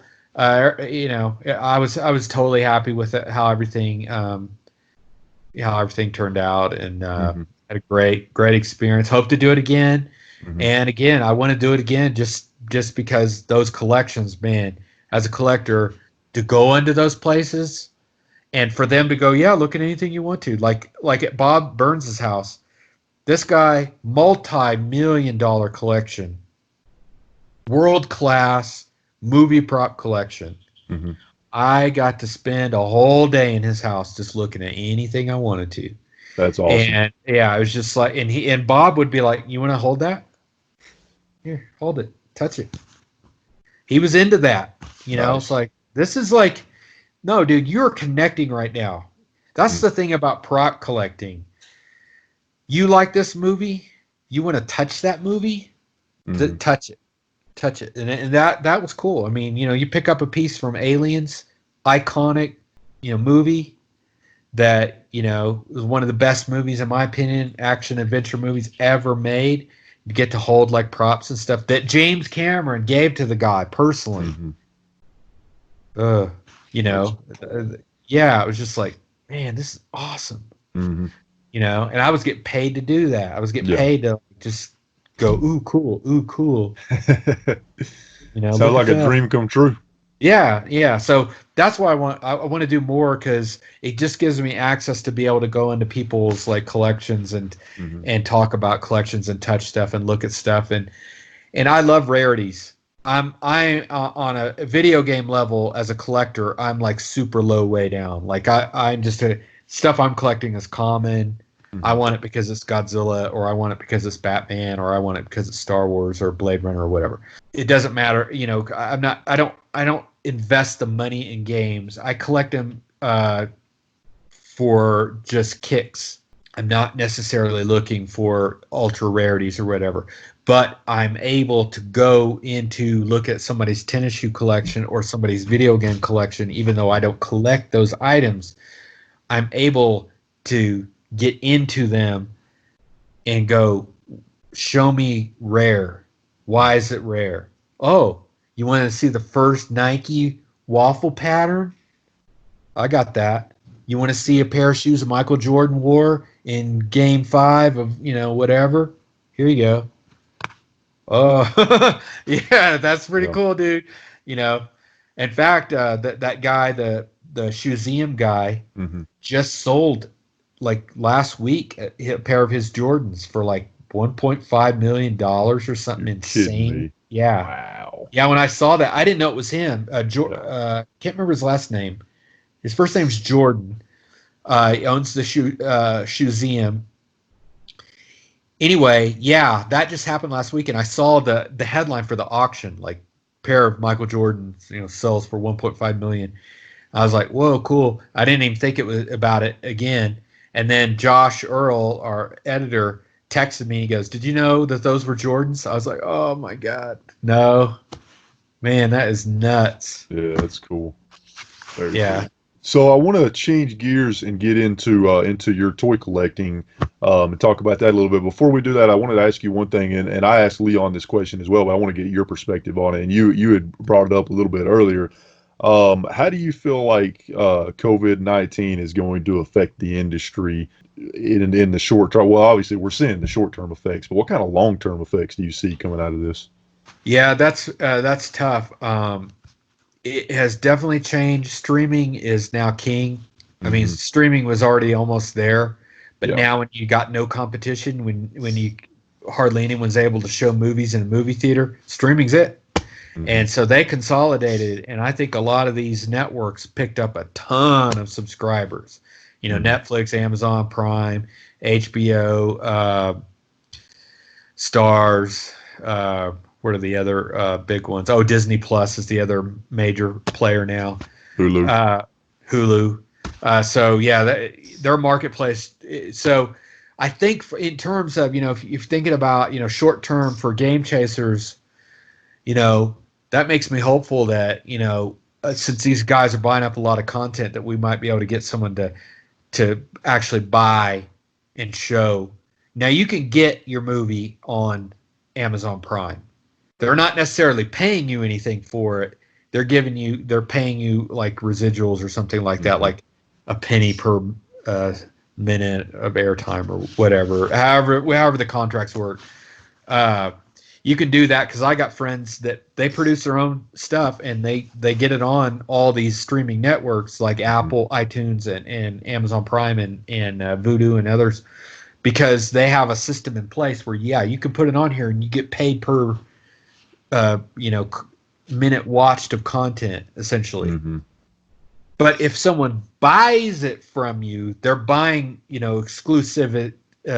exclusivity to it. It's like if we sold Game Chasers the movie to Amazon Prime, they give us some money up front. You know what I'm Hmm. saying? That'd be a different deal. Hmm. So I think there's some positives there in terms of the streaming network environment out there buying a lot of content. So maybe we can get Game Chasers eventually on in not just on but marketed. Yeah. That's key too. I mean, if you're throwing your little indie project up on Amazon Prime and it's in there with a million other titles, who's going to watch it?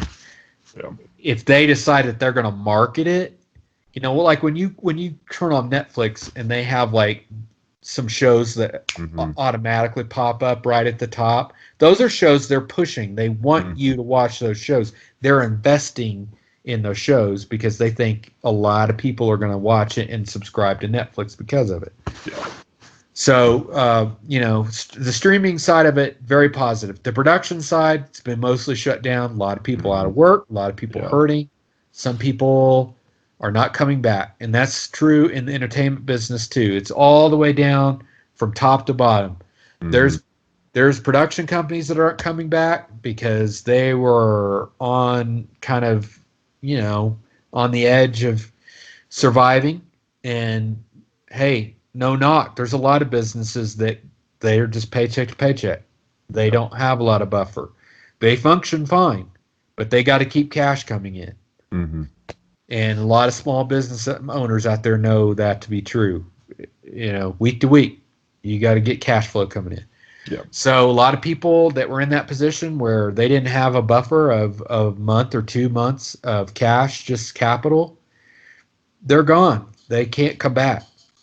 So that's that's going to happen in the entertainment. There's going to be production companies out. There's going to be theater chains out. Mm-hmm.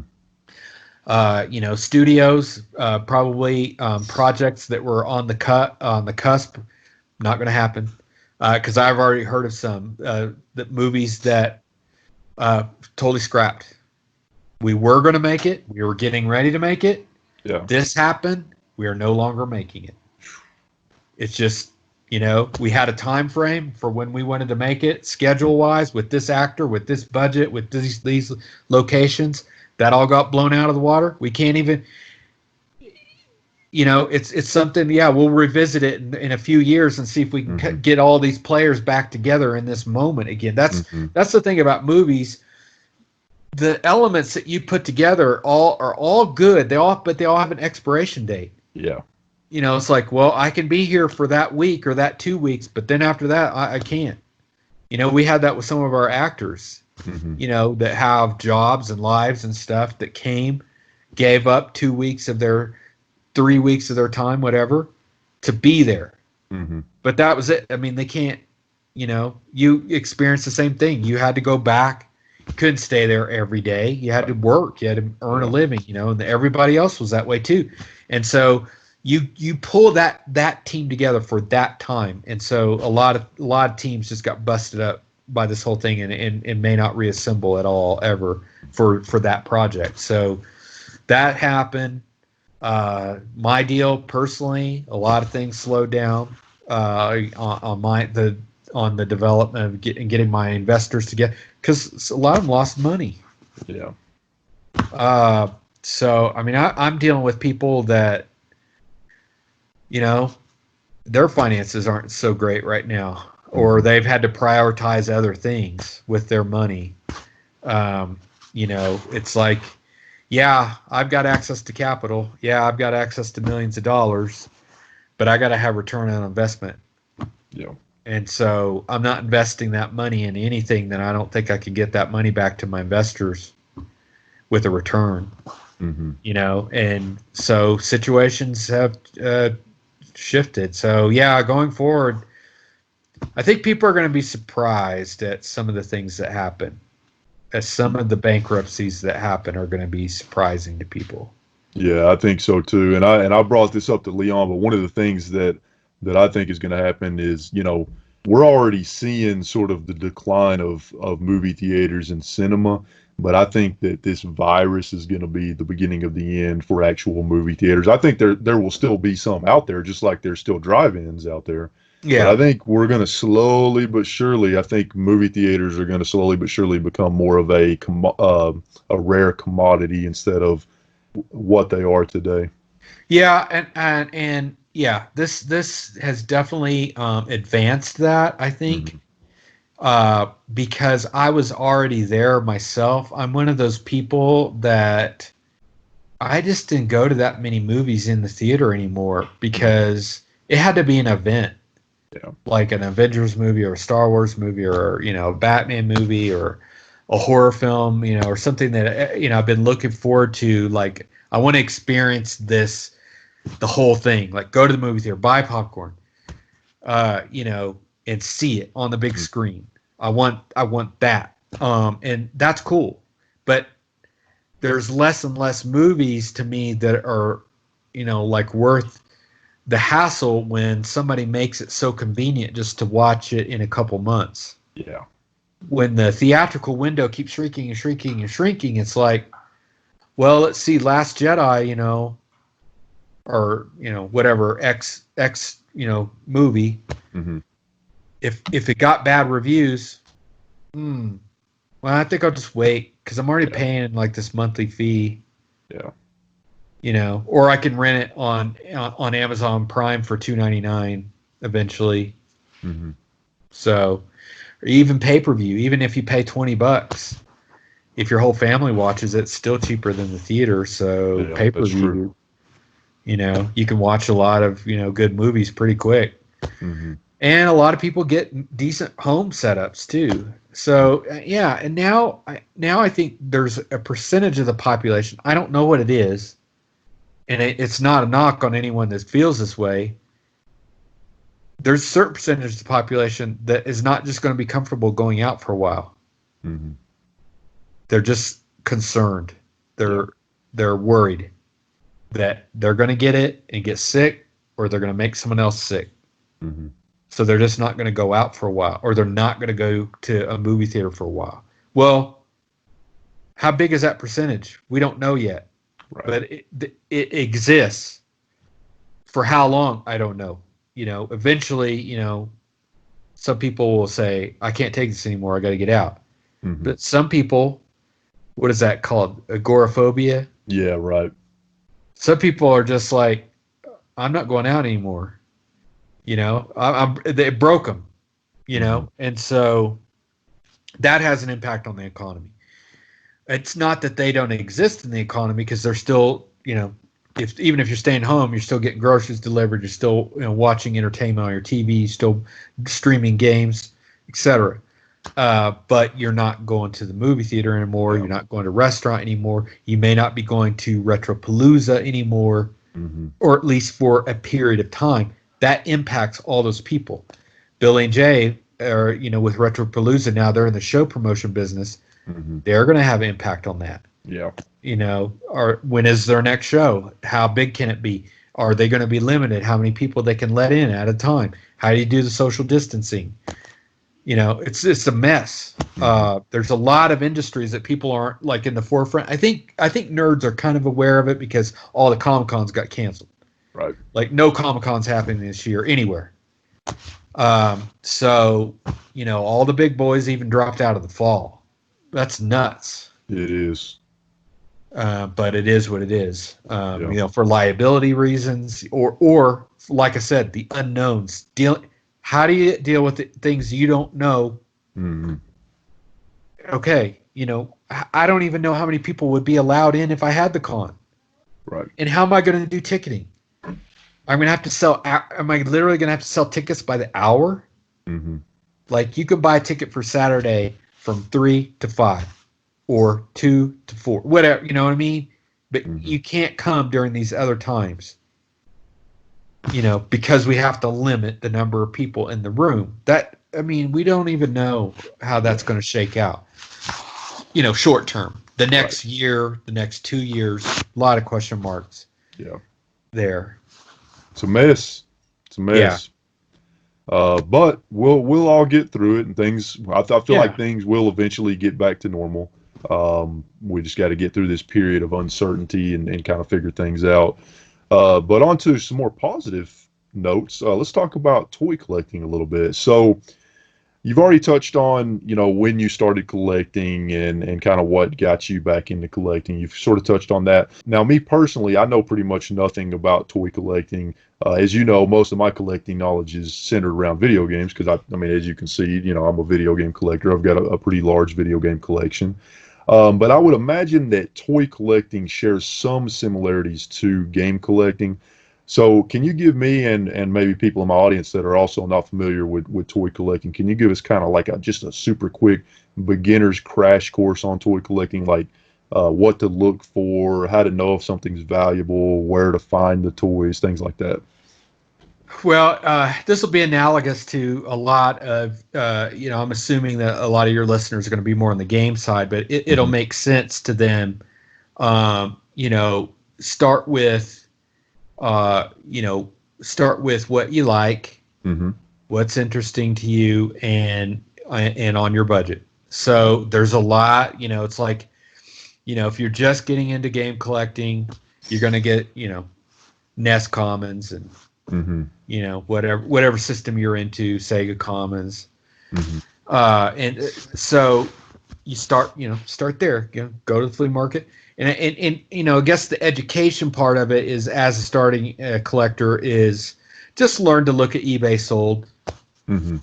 Not, you can look at eBay, but that's almost, unless you're pretty experienced, looking at anything unsold doesn't help you out very much. It's really the actual sold price. So log into your account on eBay, click on the sold button, look at what they're actually selling for. So if if you wanted to start, collecting Kenner Star Wars, the original Star Wars toys from 1970. You know, they had some 77 releases, but not action figures. They had like some puzzles and stuff.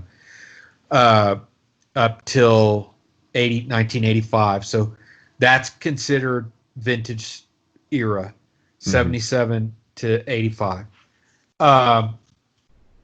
So, you know, you just want to start, you know, with like an easy way to start collecting Star Wars is loose figures. Mm-hmm.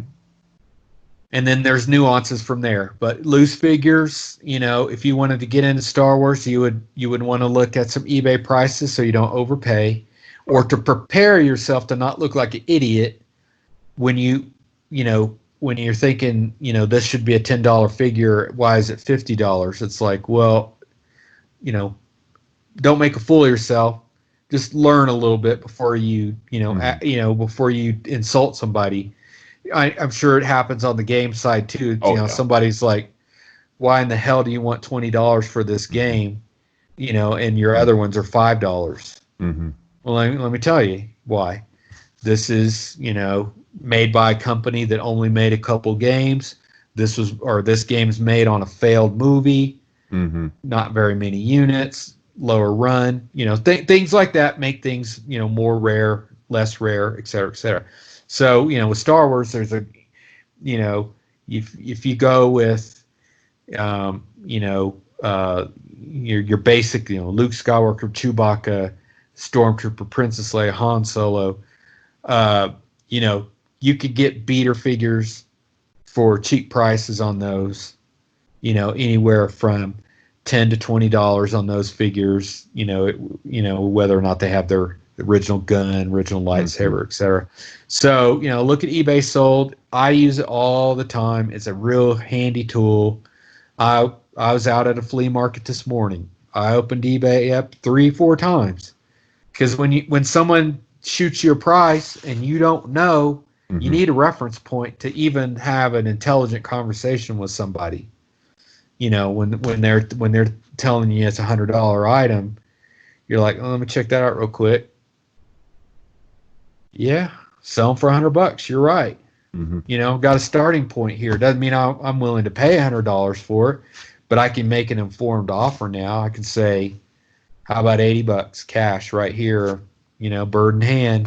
Mm-hmm. You know, as a negotiating tactic, cash is king. A lot of times, people will take deals when you have the money right there.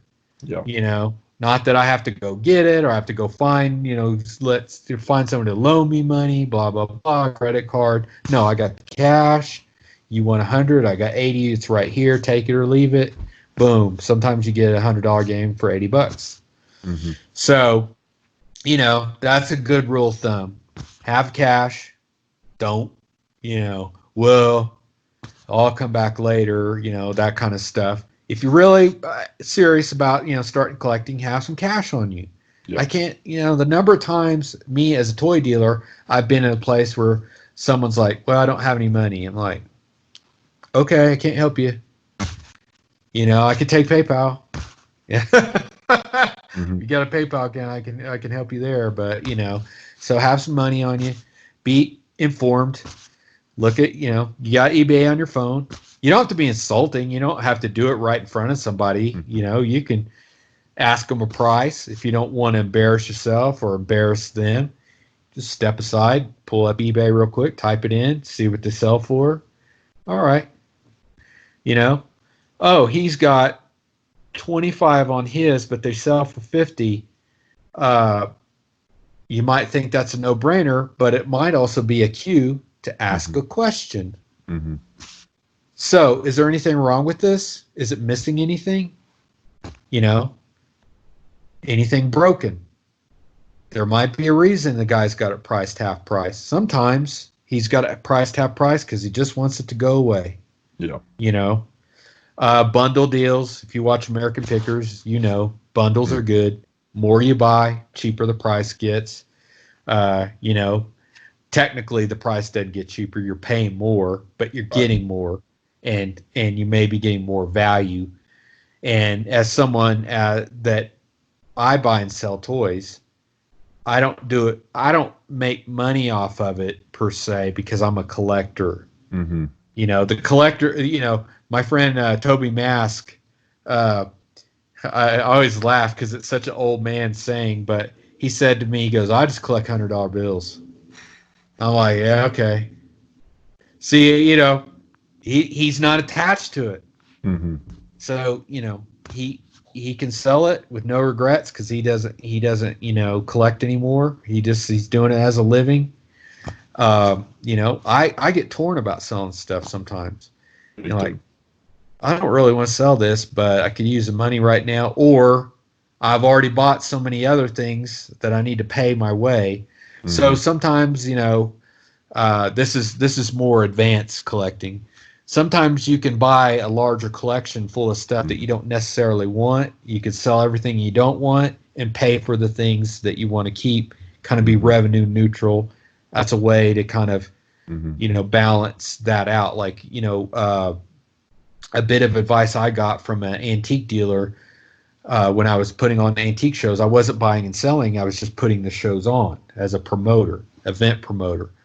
Buddy of mine said, you know, because I was buying toys, like Star Wars toys and stuff at my antique shows. Like, you know, antique dealers would come with like Star Wars toys or something. I'd be like, oh, I'm going to buy that, you know. So I was getting inside track on a bunch of stuff for myself. I was just buying it for myself, and started collecting again, you know, that way.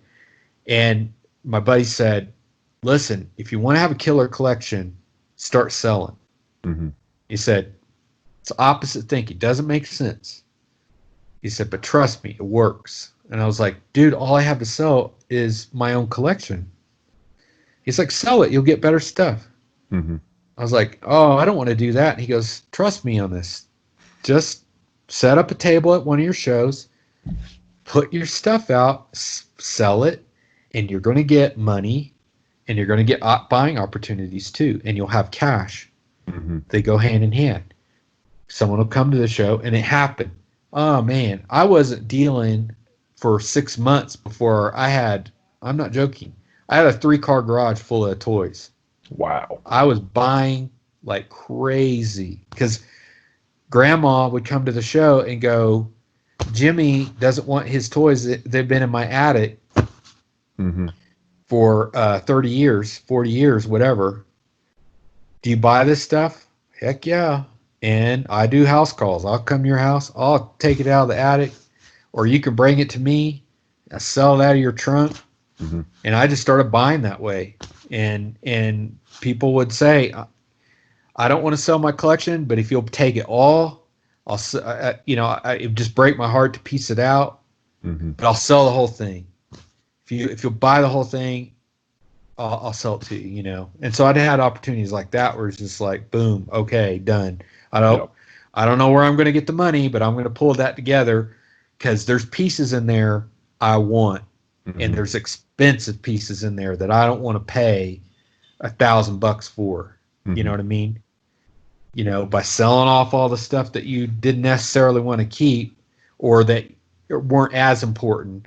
You know, sometimes, you know, you make those hard decisions. Yep. I don't want to sell this, but I want this game more than this game. Right. And so I'm going to go for this game and sell this game. You know, and you make those, even though you might stupidly find yourself hunting that game later that you sold, but at the time it was money to get you to someplace else. A means to an end at the moment. And I'll circle back around to that game later, maybe because it's not as rare, not as hard to find. Right. You know, every once in a while you get a shot at something that doesn't come up very often. As a collector, you live for those moments. And it's hard to let them go. You know, where it's like, here's an opportunity. It may not get it again. You know, you don't know. And there are pieces in my collection I've never seen again. You know what I mean? I knew it existed because I saw photos of it, but I've never seen one since. You know what I mean? I bought it when I had a shot at buying it, put the deal together, made it happen, sold something else maybe to pay for it. But, you know, it's just something you don't see. You know, and I like those. I like owning those pieces, you know, because hey, if you're not, as a collector, you do want things that other people don't have. People make fun of that, or whatever. And it's like, no, dude, that's the whole point. I mean, there is an aspect of show and tell with this. Yeah. I got this, and I'm going to show you this, and it's going to blow your mind. That moment when you get to either show it on a video, show it in person, whatever. Someone comes to your house, or you go to a toy show. I've taken stuff to toy shows and put an insane price on it just to show it off, or to bring business to my booth from a distance, like put it up on a high shelf. Someone sees like this rare, Rodan, toy or whatever. They come from across the room. How much on that? $800. But I got all these other toys, and every once in a while I sell pieces like that. Like I did the show that I met Billy and Jay in person for the first time was at the Dallas Comic-Con. It was the very, very first one they put on downtown. I think that was 2014. And I was a fan of Game Chasers at that point. And I met Van, who was their guest in the very first episode of Toy Chasers. He's the G1 Transformers collector. And I watched that first episode of Toy Chasers, and I was like, oh, cool, they're getting into toys now. Awesome. And Van was in that episode, and they put Van's email in the description in the YouTube video. So I copied and pasted, I contacted Van and said, dude, I'm going to be in Dallas. I saw the video, Toy Chasers. I'm looking for some items to buy. And do you have any of this stuff? And he was like, yeah. And we'll meet up when you get here. Just call me. We'll meet up someplace. And so Van and I had this relationship where every time I came to Dallas, he'd meet up with me someplace and sell me toys out of the trunk of his car. And so we became friends. And Van contacted me and said, hey, I've got a booth at the Dallas Comic-Con. I'm setting up. Do you want to split it with me? That way we could share expenses. And I was like, hell yeah, let's do it. So we did, I think the booth was 8x10. So I did a 4x10 and he did a 4x10. And that weekend, the new Godzilla movie opened, the 2014 Godzilla movie. So it opened that same weekend as the Dallas Comic-Con. So I had one of the big Shogun Warrior Godzillas, the 18-inch Godzilla. I had it sitting on the very top shelf. Like I had to get up on a chair and on a table or something dangerous and stupid to put it up there because I wanted people to see it because the movie opened that weekend. And sure enough, man, people would come from all over the room because they could see that Godzilla up there. And I put the stupid price on it, because I didn't want to sell it. It was my booth bait. I said $300. Anyone that asks, that's $300, which is twice the price. They go for $150 all day long, but I had the stupid price on it because it was it's advertising for me. And sure enough, some guy walks up, $300, huh? All right, I'll take it. I was like, damn it. But I was like, I could buy two. Now. Yeah. So, it didn't matter. But yeah, Billy and Jay showed up. I didn't know they were coming. I think at one point Van said he'd invited them or something. But first of all, I was totally shocked out of my mind that they actually showed up because it costs like $40 to get in there. Right. Yeah. I'm like, oh, did you guys sneak in the back? I didn't ask them, but I just assumed that something like that, something shady happened for them to be there because Billy and Jay are not the kind of people that pay $40 to get in to a show that is going to have probably zero vintage games, right?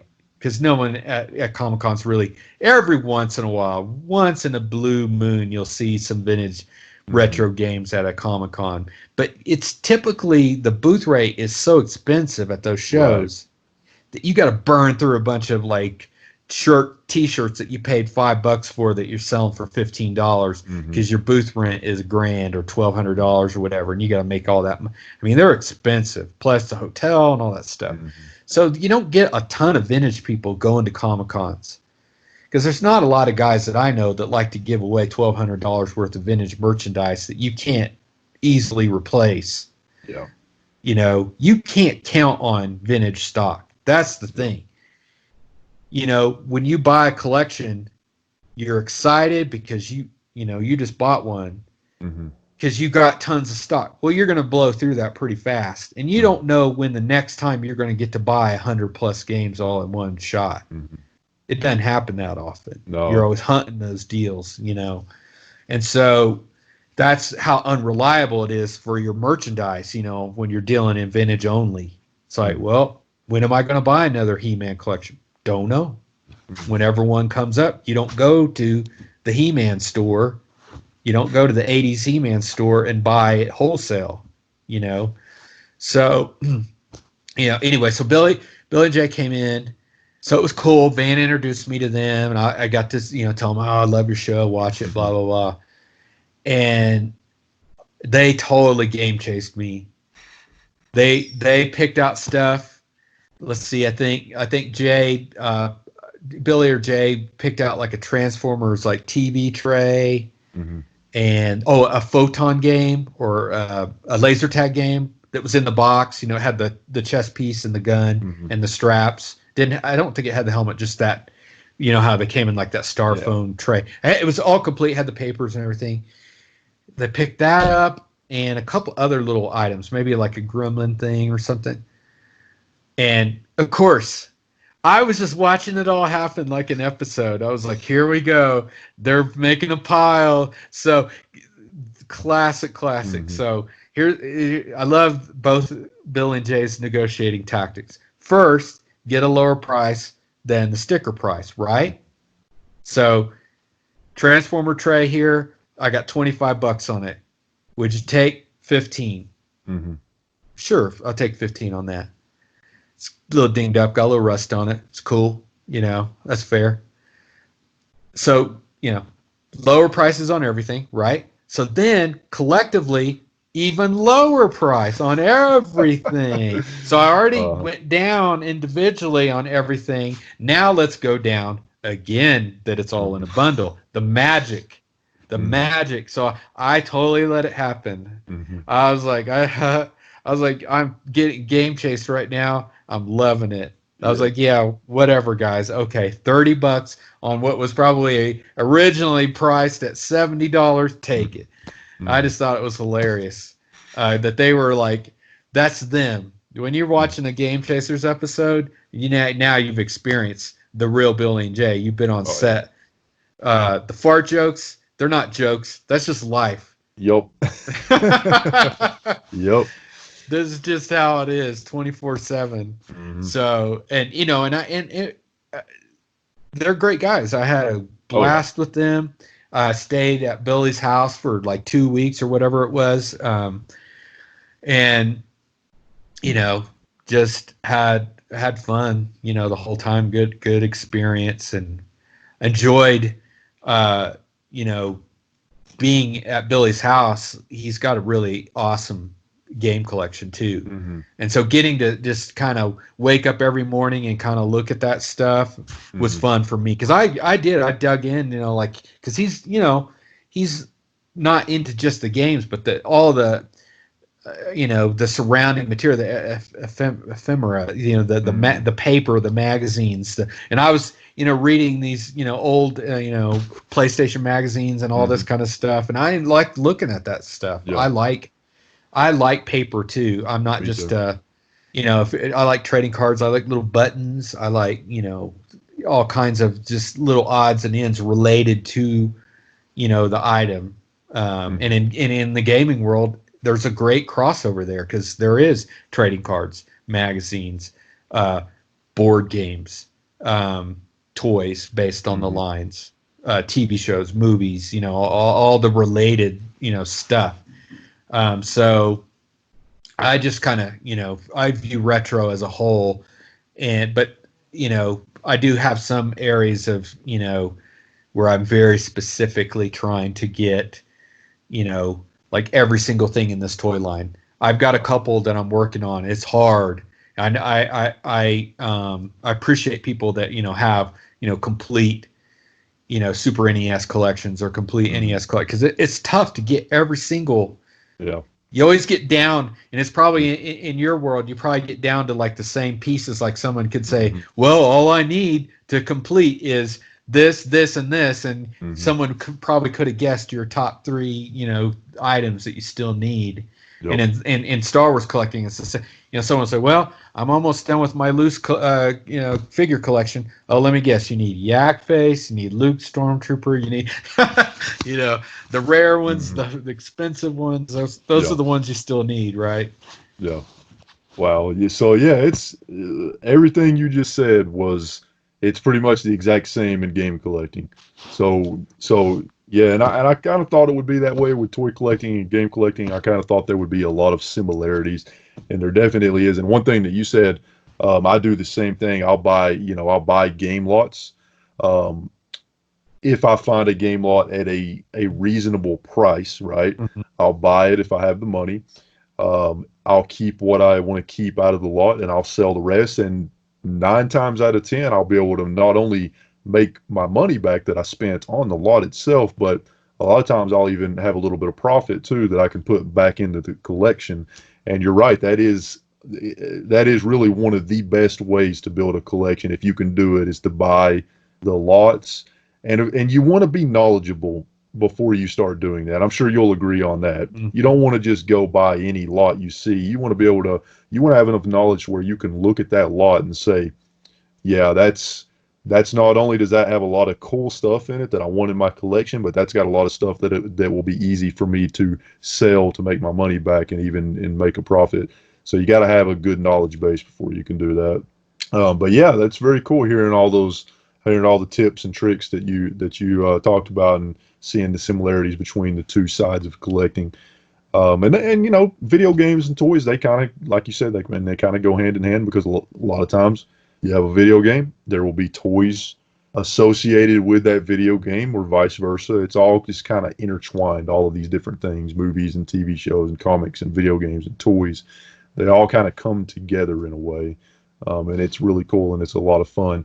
Now, I wanted to ask you, what are your favorite toys to collect, and what's some of the coolest things in your own collection?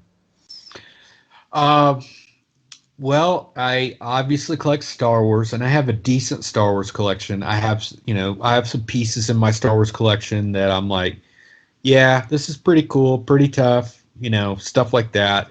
But in the world of Star Wars collectors, I won't even be mentioned in honorable mentions. I mean, there's guys that, there's guys near where I live. I mean, there's guys all over the country that just have world-class, killer, they'll have pre-production pieces, they'll have sculpts, they'll have proto molds, all kinds of just like rare stuff.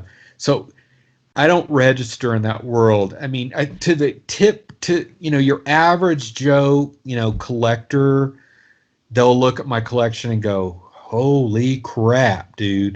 And I'm like, yeah, that's a lot of work right there. I mean, you are looking at a lot of money, a lot of effort, a lot of time searching for those items.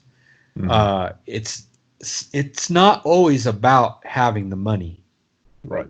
You know what I mean? Sometimes it's just having the money or the ability to get money at a time when something comes available, and you're just happen to be the right place, right time. So that only happens by being in the game. Just constantly out there looking, digging, searching, emailing, talking to people. Hey, if that ever comes up for sale, think of me. You know what I'm saying? I'm the guy that wants that. Right. And you probably got people that you've told that to, like, you ever decide you don't need that, you sell to me, let me know. So I've done all that stuff. So my Star Wars collection, I'm proud of it. I have some cool stuff, but I'm I'm realistic. I've seen better collections. But my Shogun Warrior collection is pretty close to complete, and there's not a lot of people out there that can say that. There's a few, there's a handful full of people. I've met them. I get a lot of my stuff from them when they decide to let go of their doubles or whatever. I'm like, you know what I'm trying to do over here. So it's good. You got to get the word out. I use social media to do that. I post stuff on Instagram. Like, I want this. Every once in a while, I'll put a picture of a toy out there. I'm like, I don't know who has it. If you ever have it, contact me because I'm interested, And I've picked up stuff like that, like people have that in the back of their mind. They see one, they're like, oh, hey, guy's looking for that. I know that guy. That's helped me tremendously. I've got so many tips that way. And you reciprocate, know, hey, I can't do this deal, can't pull it together. I'm going to call my buddy and see if he can get in on it. I can't pull it together. I can't get the funds, make it happen. I can't pull the trade together to make it happen. So I'm going to let somebody else, I'm going to give a buddy inside tip. That pays off. Yeah. Because people will hit you up later or give you a finder's fee or give you something out of the collection as a finder's fee or give you a deep discount on an item in the collection. Like, hey, thanks for helping me get this. This is $100 item. Give it to you for, $50, whatever. Stuff like that has really helped. So, be thinking about the golden rule, when you're collecting, just help a brother out every now and then, and it'll pay off. And it's paid off for me. I mean, I helped a guy get a collection just this week. I drove a buddy of mine to Salt Lake City because I had a trailer, and because of COVID, had time on my hands. He's like, dude, I got to go get this collection tomorrow. I mean, if I'm going to get it, I have to go get it tomorrow. It's in Salt Lake City. I live in Colorado Springs. That's a 10-hour drive. He's like, is there any way, I can use your trailer? I was like, dude, I'll drive you down there. You know what I'm saying? I mean, I don't have any work right now. Let's go. So, it's like, and it's already paying off. You know what I mean? He's already sending people my way for stuff. He's selling me stuff cheap, giving me stuff, paid for the whole trip, all food, gas, hotel. I just had a fun time. Nice. It was just cool. And I liked helping him out. It was like awesome. You get this killer collection. Guy got a few pieces out of it. We're all good. Nice. Yeah. Plus, it's been a while since I got to go out and buy a collection. That was fun. Yeah. Yeah, it's fun. It's good to be out there again. Yeah, it's fun. I've been able to buy, well, actually, so far, I've bought many game lots, but so far I've only been able to buy a single collection, like an entire, just this person's entire game collection. It was over 2,000 items in this collection, and he sold it to me for $2,000. So I got everything for less than $1 per item, and there was some really rare and expensive stuff in his collection, and he knew what it was worth. His wife, I feel real sorry for the guy because his wife was pressuring him to sell it all. So she was basically like making him sell it. Yeah. I could tell he didn't want to, and he was getting emotional about it. But yeah, that's the only actual collection that I've been able to buy from somebody. But it was fun, but at the same time I did feel bad for the guy, Yeah. Yeah, and I've experienced it. I've been there, and just for anyone out there, I mean, there's people that have gotten in and out of this game more times than I can count. Like, they sell out and they're out. They've had killer collections, sold it all, stopped collecting it. 2 years later, you see them, they're doing it again. Yeah. You're like, what are you doing? I thought you were out of this. I'm like, man, I got the bug. I just can't, And some people get off on like doing it, selling it, and starting over. Yeah. Going through the process again from scratch. I could see that. And I've thought about it a couple times, but there's pieces in my collection that I'm like, I only seen that thing one time, and that one time I grabbed it. I just don't even know if I'm even going to see it again. Right. Again, it's not always the money. It's just the rarity of some of the pieces. Mm-hmm. And if you're trying to accomplish something like a complete collection, Mm-hmm.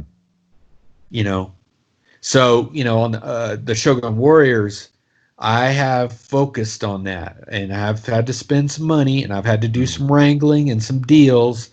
I've had to do trade deals that are ridiculous to get certain items, just because, someone would say, well, the only way I would let go of these is if you had this, and this to trade, like, oh, great, 3 other Grail pieces. Let me see what I can do, and sometimes just motivation gets the job done, but, so on the Shogun Warriors, I would say I'm one of the few people in the U.S. that, there's only like 3 or 4 other guys that I know that have already been there, that have done it, because it's one of those lines that it's limited, so it makes it's more finite, so it becomes collectible because it was only a line that was produced for like 2.5 to 3 years, so that limits it. It's like, okay, whatever the output was for those years, I'm trying to get just these pieces. So that helps. Star Wars, it's almost a decade. That's a lot. This was just like 3 years, so that cuts down the number right there, and that helps. But still, there's still a lot, and not all of it got released in the U.S. That's the other challenge on some toy lines, and I'm assuming that happens in games too, where there's stuff that was only released in Japan or in Europe or whatever. And if it's on your list, it's on your list. You got to get it, even if it's rare as hell. So there are things on my Shogun Warriors list that I have checked off some of the big boxes, like boom, this one. If you got that, right there, you've got a lot. And I have a few of those pieces, but there's 2 or 3 others just as big and hard to find and rare that I still lack. And it's like, I think I'm down to either 5 or 6 small pieces, but price wise, some of them are up there, like thousands of dollars. So I'm like, but it's when you set a goal, and you want to achieve it, you do want to accomplish that, and collecting goals are just as valid as any other goal. Oh yeah. So it's fun, and part of me feels like I'll be disappointed in a way if I get there, like the chase is ended. But I do want to get there. I do want to complete it. I want to be one of those elite few people that went to the trouble. And it's not that I'm doing it for props or whatever, because I love the toys. Right. And that's another thing, and another bit of advice to a collector is, don't buy unless you really want it, unless you're really into it. Don't don't buy stuff because it's rare or you could flip it, for money. Most people like that in the collecting world. Most people that are kind of those types kind of get singled out a little bit as they're just in it for the money. Right. You don't have the same kind of relationship with them per se. It's not that you can't have a relationship. It's just a little bit of a different relationship than someone that is into it for the appreciation of the items, that more so, than the value. I'm not stupid. It can't take value out of. Value is a part of collecting. You have to consider value. You don't want to overpay for something.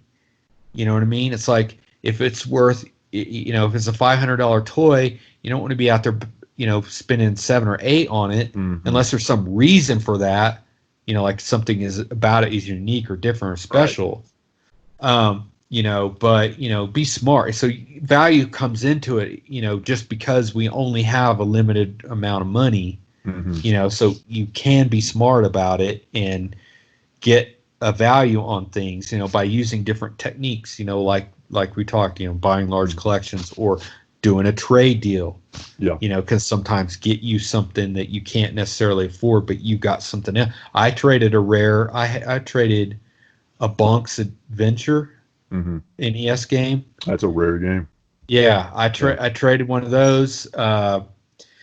Shows you how much of a game collector I am. I went to a garage sale and here in Colorado Springs, and guy had a few vintage toys in his garage sale in his driveway. I grabbed them, made a pile, and I'm looking back in his garage, which is open, but nothing in there is for sale. And I'm seeing like some mask toys, and I see a few video games. I'm like, hey, man, are those for sale? And the guy's like, no, that's really my personal stuff. I was like, well, can I look at it? Always get your foot in the door, right? Right. Can I just look at it? Oh, yeah, okay, yeah. So go into his garage, start looking. Wow. Dang, you got a lot of this, blah, blah, blah. Ooh, look at all these NES games. Look at all these Super NES games. Look at this Sega Genesis. I mean, the guy had tons of system. Yeah. And so I was like, dang, so you're not selling any of this? And he's like, no, not really. And he said, unless we're talking some real money. I was like, I understand it. I mean, if you're saying it is for sale, but for real money, that's a different conversation. I understand you're not garage selling this stuff. Right. But if you're saying it's for sale, if someone's willing to shell out some bucks, hey, I'm for real buyer. I brought more money than the $10 I just spent with you out there. You know what I mean? So let's talk for real. Let's talk. What if I took every toy and game here, series? Give me a price, and let's see if I could do it. So he did. He gave me a price for everything, like his whole every system, every console, every cartridge, every toy. And he had stuff in trash bags. I mean, this dude had a bunch of stuff. So I paid him, and I was like, well, that was expensive. But, there's a lot of cool stuff in here. I didn't even look at the games. Yeah. Because, like I said, stuff in trash bags. So I get all this stuff home, start sorting it out in piles by type. NES, Genesis, SNES. And so I'm going through the games, and that Bonk's Adventure sticks out to me. And by that time, I'd already watched Game Chaser. So I was like, I don't know games very well, but I know this one is not common. I don't know what told me that. I don't know what informed me that, but I was like, set this aside. The rest of them, turned out they were just like, $5 to $15 games. But that one, I posted a photo of it on Facebook, the Vintage Toy group, and there's guys on there that post both games and toys on the Vintage Toys board. And there's a lot of boards like that are pretty crossover. And I immediately got hit with an instant message from a guy. And how much, blah, blah, blah. I'm like, I don't know. And then another guy hits me up. Have you taken it apart? Have you checked the chip? Is it a real chip? All this stuff. I'm like, no, I haven't taken it apart. Another message comes in. Hey, I got something to trade that I know you want, because it was something that the guy refused to sell me. And it was a Kenner Luke Skywalker 3 3/4 inch Kenner Luke Skywalker Farm Boy is the code name in the collecting world for him. The white tunic and tan pants. That's the Farm Boy. Well, this one had the early rare lightsaber that it's called double telescoping.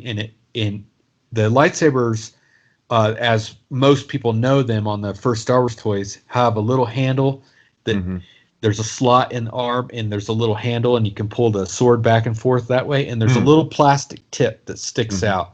And the tip doesn't make any sense, really. I don't know why it's there. I think it makes it easier to pull out from the end. I don't know.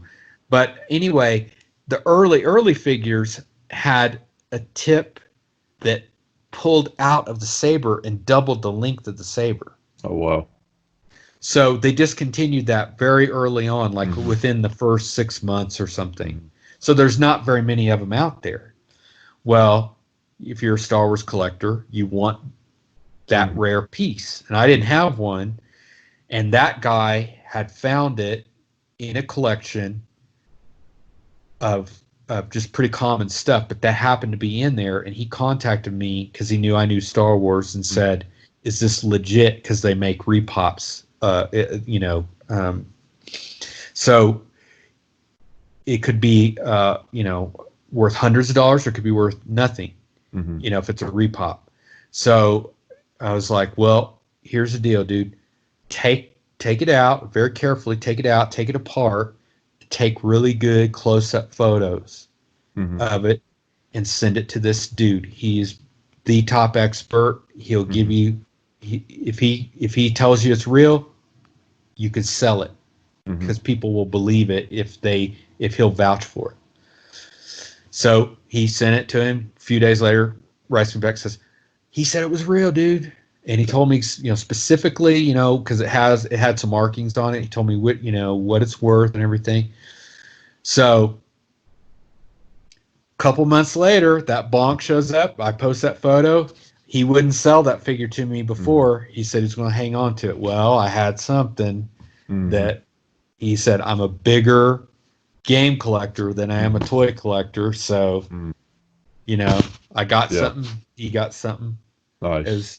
It was a good deal. Yeah, that worked. Yeah, that sounds like that worked out really well. I've had a few situations like that before. Nothing super rare or expensive, but I have had some decent trade scenarios that have popped up, and sometimes, it can work out for both parties involved, and you can both get something that you need in your collection. So as you know, pretty much everybody that collects anything, there's always that holy grail item that you want in your collection. For me personally, I want Little Samson for the NES. That's a holy grail item of mine. And also a special GameCube console called the Panasonic Q that was only released in Japan. That's an extremely rare console. That's another holy grail item that I want in my collection. But I'm curious, what are a few of the holy grail items that you're looking for? Or have you already got some of them? There is a Shogun Warrior piece. It's an odd piece because it's an item that they released as a collector's set with the whole thing in one box, and they also released it individually, so it's a combiner. So people that know Transformers will understand combiner. A combiner is like a Devastator or something like that. Bruticus, I think, is one where each individual arm, leg, head turns into a separate piece, like a different car, truck, whatever. So this is a combiner piece. So they sold it. I think they did that with Devastator too. I think Devastator came in individual packs and also as a collector set. So that's one. I only have one. They sold it in a series of 5 boxes individually, or one collector set. Well, I don't have the collector set. It's Voltes V, if anyone's out there knows Shogun Warriors or knows Japanese toys. In the U.S., he's known as Combatra. So I only have one of the 5 individuals, and that was sheer luck. That even getting one of the 5 in mint and box was like random, just like luck, So those on the Shogun Warrior side, those 2 pieces right there. On the Star Wars side, there's a few Star Wars toys that I'd still like to get that I don't have. There's a million Star Wars toys that I don't have, and many that I would love to get. But that's a line I'm not going for the whole thing. I just it's too much, too overwhelming. I'm just doing it for fun, for myself. So there's the Jawa remote control Jawa vehicle that they made. The Sandcrawler. There's a Sandcrawler. It's about probably 14 inches long. Mhm. It fits the figures. There's a little elevator at the bottom, but it also has a remote control, and it was RC, so you could put your figures in it and run it around. Hmm. That's pretty cool. I don't have one of those. That's one of the Star Wars pieces I'd like to have. $6 Million Man, the Bigfoot figure. Mhm. I don't know if you know $6 Million Man, but there was an episode that Bigfoot showed up, and there's an action figure that Kenner made in the '70s of Bigfoot, and I'd love to have him in a box. I have a loose one, Mhm. but I'd love to have that. But yeah, I could probably spend all day talking about. They're typically the more high end, pricey, or you'd already have them, right? Mhm. It's the stuff that costs a lot of money or is really super rare. Mhm. That you always those are always the ones kind of floating out there that hope. So, one day you hope that everything forces combined. You have enough money or enough trade goods. It comes available at your timing. All these things just have to happen in collecting. Sometimes for things, to come off, and that's just part of it, though. It's part of the Yeah. fun, Oh, making yeah. stuff happen. Yeah, absolutely. It's a blast. It really is. Scott, what an awesome conversation, man. I love all the stuff that you shared about pop culture quest, the Game Chasers movies, your toy collecting passion, all the stories you told. A lot of really, really good stuff. Before we get into the Florida Man segment, is there anything else that you want to share or anything else you want to say to the audience at all? No, just to reiterate, take a look at the IndieGoGo on the Game Chasers movie. I think for people that are fans of like the '80s vintage games or already fans of the Game Chasers, I think you're going to be happy with what we ended up with. It's a fantasy fun fling of a movie. We don't take it seriously. Mhm. I think it's just going to be a good 90-minute, just fun. And Billy, to his credit, even though it's a goofy movie, he did put a real origin story in there with some heart. Because if some people are like, well, what the heck would a Game Chasers movie be about, them running around buying games? I'm like, no, it's really an origin story. I mean, it's what, and it gets into us as collectors, what makes us tick. They show in the movie what and why and how and why they started doing what they their whole channel. The story behind all that is in the movie. It's simplified and boiled down, but the essence of it is why they do what they do. So that I thought was cool to actually work in an origin story, and young Billy and young Jay as kids playing these games for the first time, and that's the connection to them, and Billy's grandpa and that emotional bond and all that stuff. It's good. I think I just want people. I think they should give it a chance if they're into this world at all. Yeah. I think they'll find things of interest in it because there is games in it. There's toys in it. There's all kinds of cool vintage stuff in the movie too. Yeah, yeah, I totally agree. It's gonna be great, whether you're a fan of the Game Chasers or not.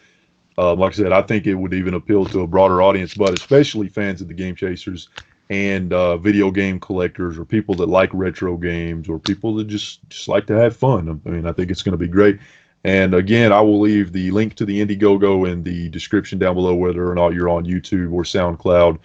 You should be able to find that. And you can also just go to Google and type in IndieGoGo, the Game Chasers movie, and it should be one of the first links that pops up as well. All right, Scott, are you ready to get into the Florida Man segment? I'm excited about this. All right, so I'm sure since you live in the United States, you're probably familiar with the Florida Man phenomenon, right? Definitely. Yeah. So, and for those of you listening that are not familiar with the Florida Man phenomenon, for some reason, and scholars have been wondering this for decades, for some reason in Florida, a lot of weird things happen. There's a lot of weird events that occur involving a man in Florida that leads to a news article, and it's always some of the craziest stuff. It's stuff that is so crazy that when you read it, you think there's no way that can be true. It's like, you know, what's the phrase?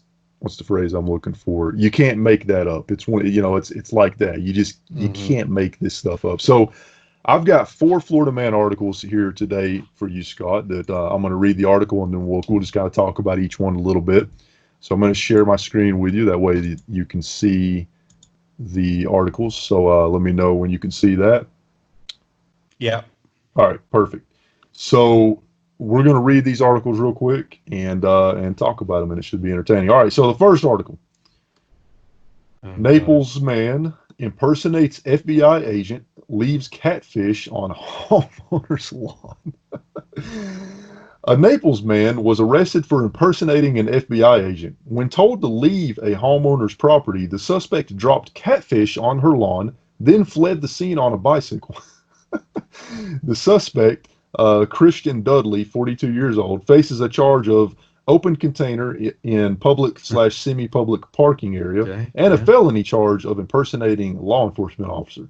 The victim said Dudley drove a bike with red and blue flashing lights into her front yard at the 2000 block of Palm Street in Naples.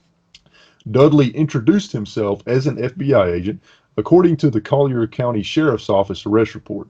Then he ordered the woman to show proof of ID to make sure she was there legally. The victim said she was a U.S. citizen and told him to leave her property. After Dudley refused a second time, her husband told Dudley to go and called CCSO per the arrest report. Before leaving the property, this is the best part, before leaving the property, Dudley dropped multiple live catfish in the driveway for an unknown reason. As Dudley was biking, a deputy stopped him because he fit the description of the suspect. The deputy said Dudley appeared heavily intoxicated and was wearing a dark shirt, had an FBI hat, and a bicycle with red and blue flashing lights. Dudley has been taken to jail. Oh, thank God. Yeah, for real. But the real question, Scott, that I can't figure out is why in the hell did this guy just decide to drop a bunch of live catfish on their driveway? Well, you know, I think the answer's in the story when they mention, you know, that he was intoxicated. So the real question is what was the blood alcohol level? Because he got to the crazy level, you know, and we've all been there, and we've witnessed that level where the critical thinking skills are completely gone. It's like all vestiges of them have left, and what remains is just it's like on Trailer Park Boys. It's just the liquor talking now. Exactly. So something entered his mind at that moment where this fish was like this massive coup de grace, like this well-played moment that no one understands. To him it probably made total sense.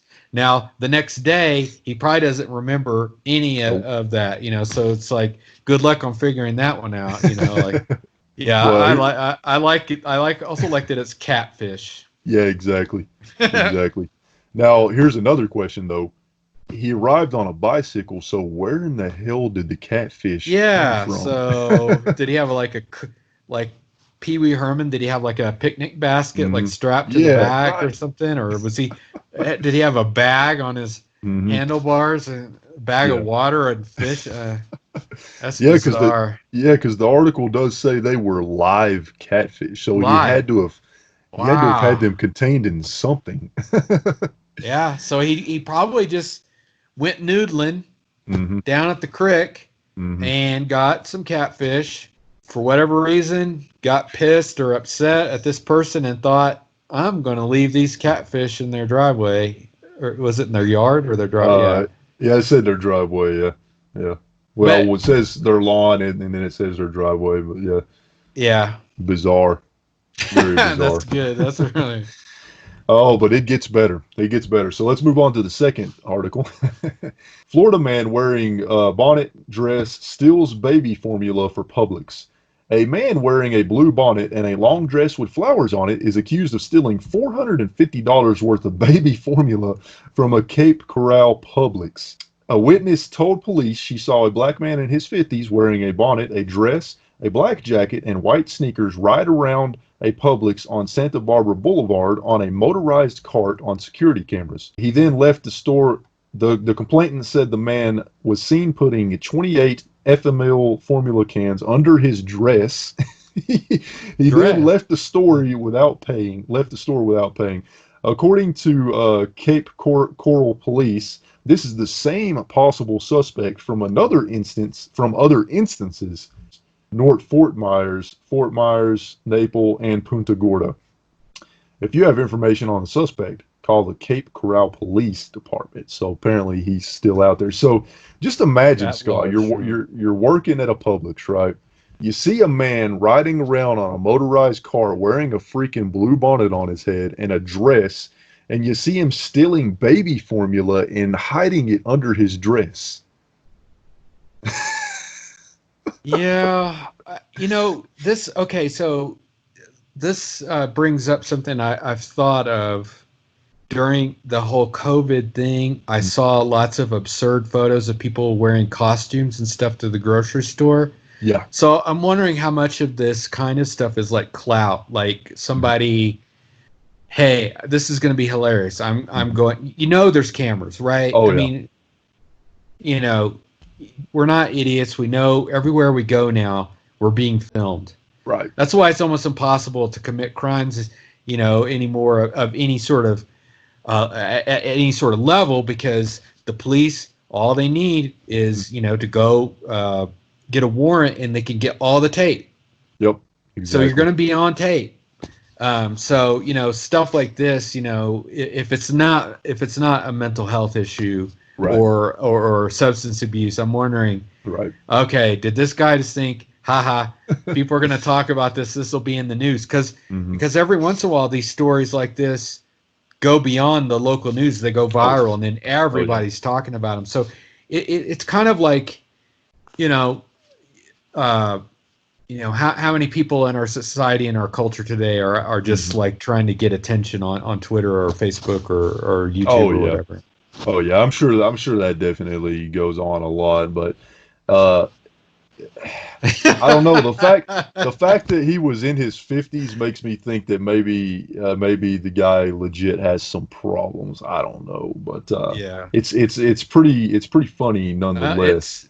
Hey, I'll give him this. It has a theme, right? Mm-hmm. He kept it on theme. So he did. You're all right about that. All right, now the next one is another weird one. Florida man threatens to destroy everyone with army of turtles, police said. Man accused of screaming obscenities and misusing 911.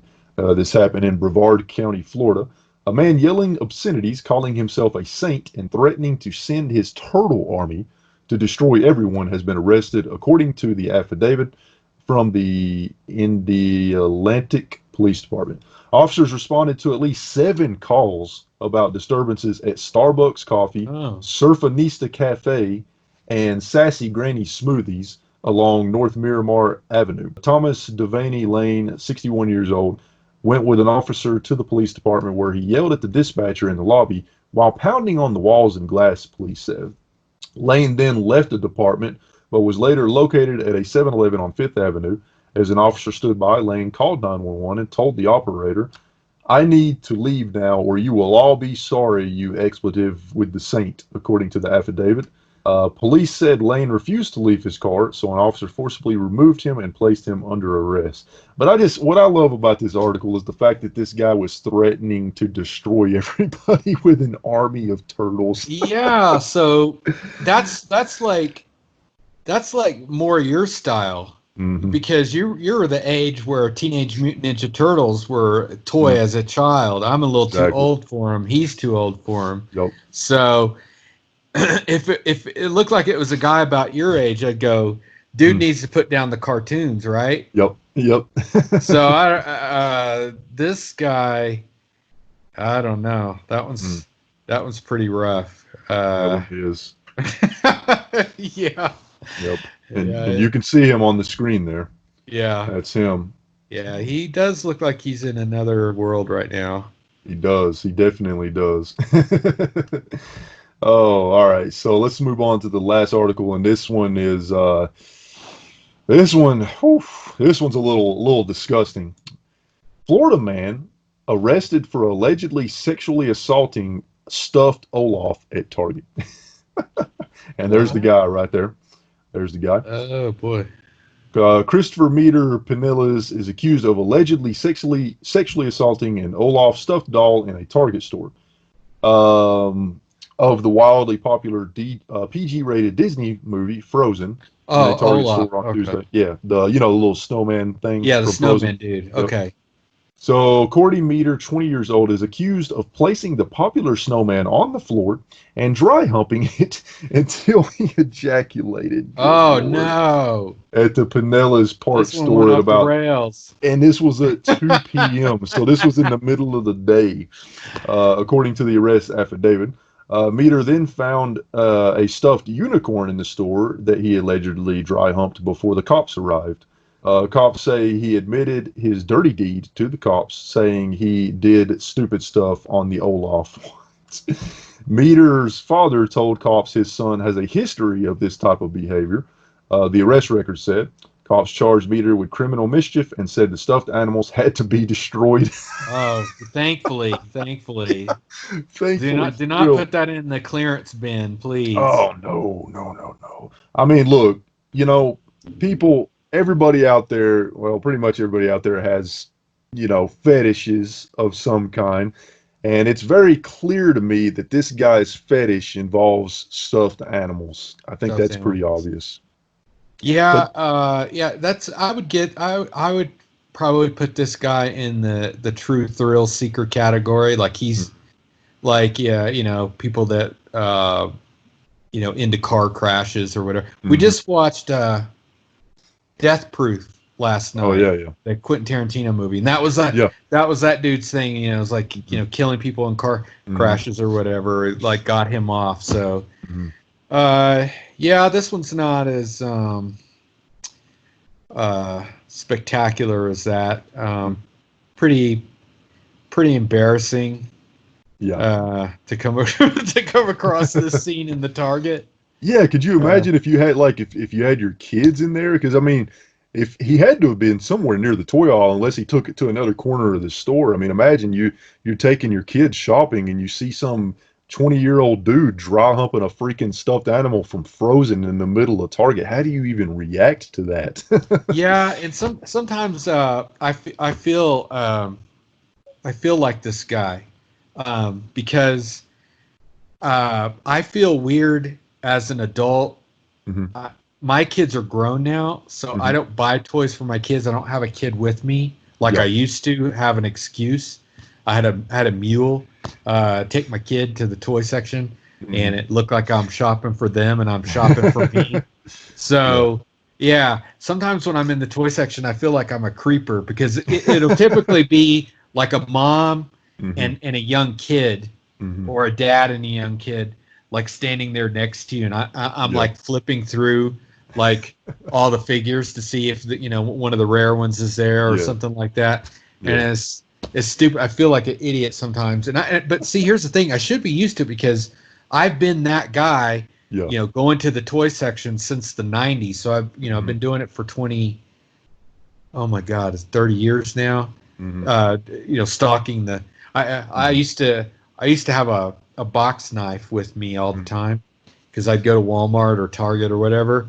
And if I'd see like a case of figures like Marvel, Toy Biz, or Star Wars, Power of the Force 2, get my little knife out and open the case up and take all the rare figures out of the case or whatever. So yeah, I can identify with this one a little bit. I think this, even though it's the pervious worst one, I feel like the creeper in the toy section sometimes. I got you. So yeah, those are the Florida Man articles, and I got to tell you, Scott, it was fun doing these Florida Man articles with Leon in the first episode, because Leon, coming from the UK, he had no idea what Florida Man was. He had never heard of it. He didn't even know much about Florida, the state. So it was entertaining for me to introduce him to the Florida Man phenomenon and show him some example articles from that. Yeah. And, yeah, it was a lot of fun. And it got me thinking, somebody should really make a comedy TV show called Florida Man, and every episode is just about a man in Florida that does something absolutely insane and gets arrested. I think that could be entertaining. It's probably in the works somewhere. Yeah, that could be entertaining. I think that's a good show idea. But all right, so Scott, thank you so much for joining the podcast. It really means a lot to me. I had a blast talking to you today. I had a blast talking to you on the set of the Game Chasers movie, and I'm sure me and you will talk again. Any final thoughts or anything final you want to say before we end the podcast? No, thanks for having me on. I'm honored that I'm on your second podcast, and definitely share it, and hope people check you out in the future. So I just subscribe to your YouTube channel. I don't watch a lot of game stuff, but like I said, the stuff that I identify with other collectors, and so when I'm watching people chase games, I identify with it. I feel like I'm there with them. I know what it's like and stuff. So I watch shows that kind of catch me on the hunt part of it, I guess. Yeah. I can identify with that. So yeah. Well, I'll tell you which videos on my channel that I think you would like the most. I have a video series where I connect with other game collectors, and I go to their house and I basically do a tour of their game room and their game collection on the channel. So yeah, I think those are, and you can find, there's a playlist. If you go to my channel, go to playlist, you'll see a playlist for game room tours, and that's where you can find those videos. I think you would enjoy those. And some of these guys have toys in their game rooms too, so you might be interested in seeing that. Hell yeah. All right. Yeah, I'll check them out. Yeah, but thanks again, Scott. I really appreciate it. And next episode is going to be Renee Gomez, the guy that shot the behind-the-scenes footage at the Game Chasers movie. Oh, I haven't talked to Renee in a while. Cool. Yeah, He's so I'm going to have him on. Great guy. Oh, yeah, really good guy. We're going to talk about his production and his short films that he shot, and so it ought to be a lot of fun. But thanks again, Scott, and thank you everybody that is watching and or listening to the podcast, and we'll catch you in the next episode.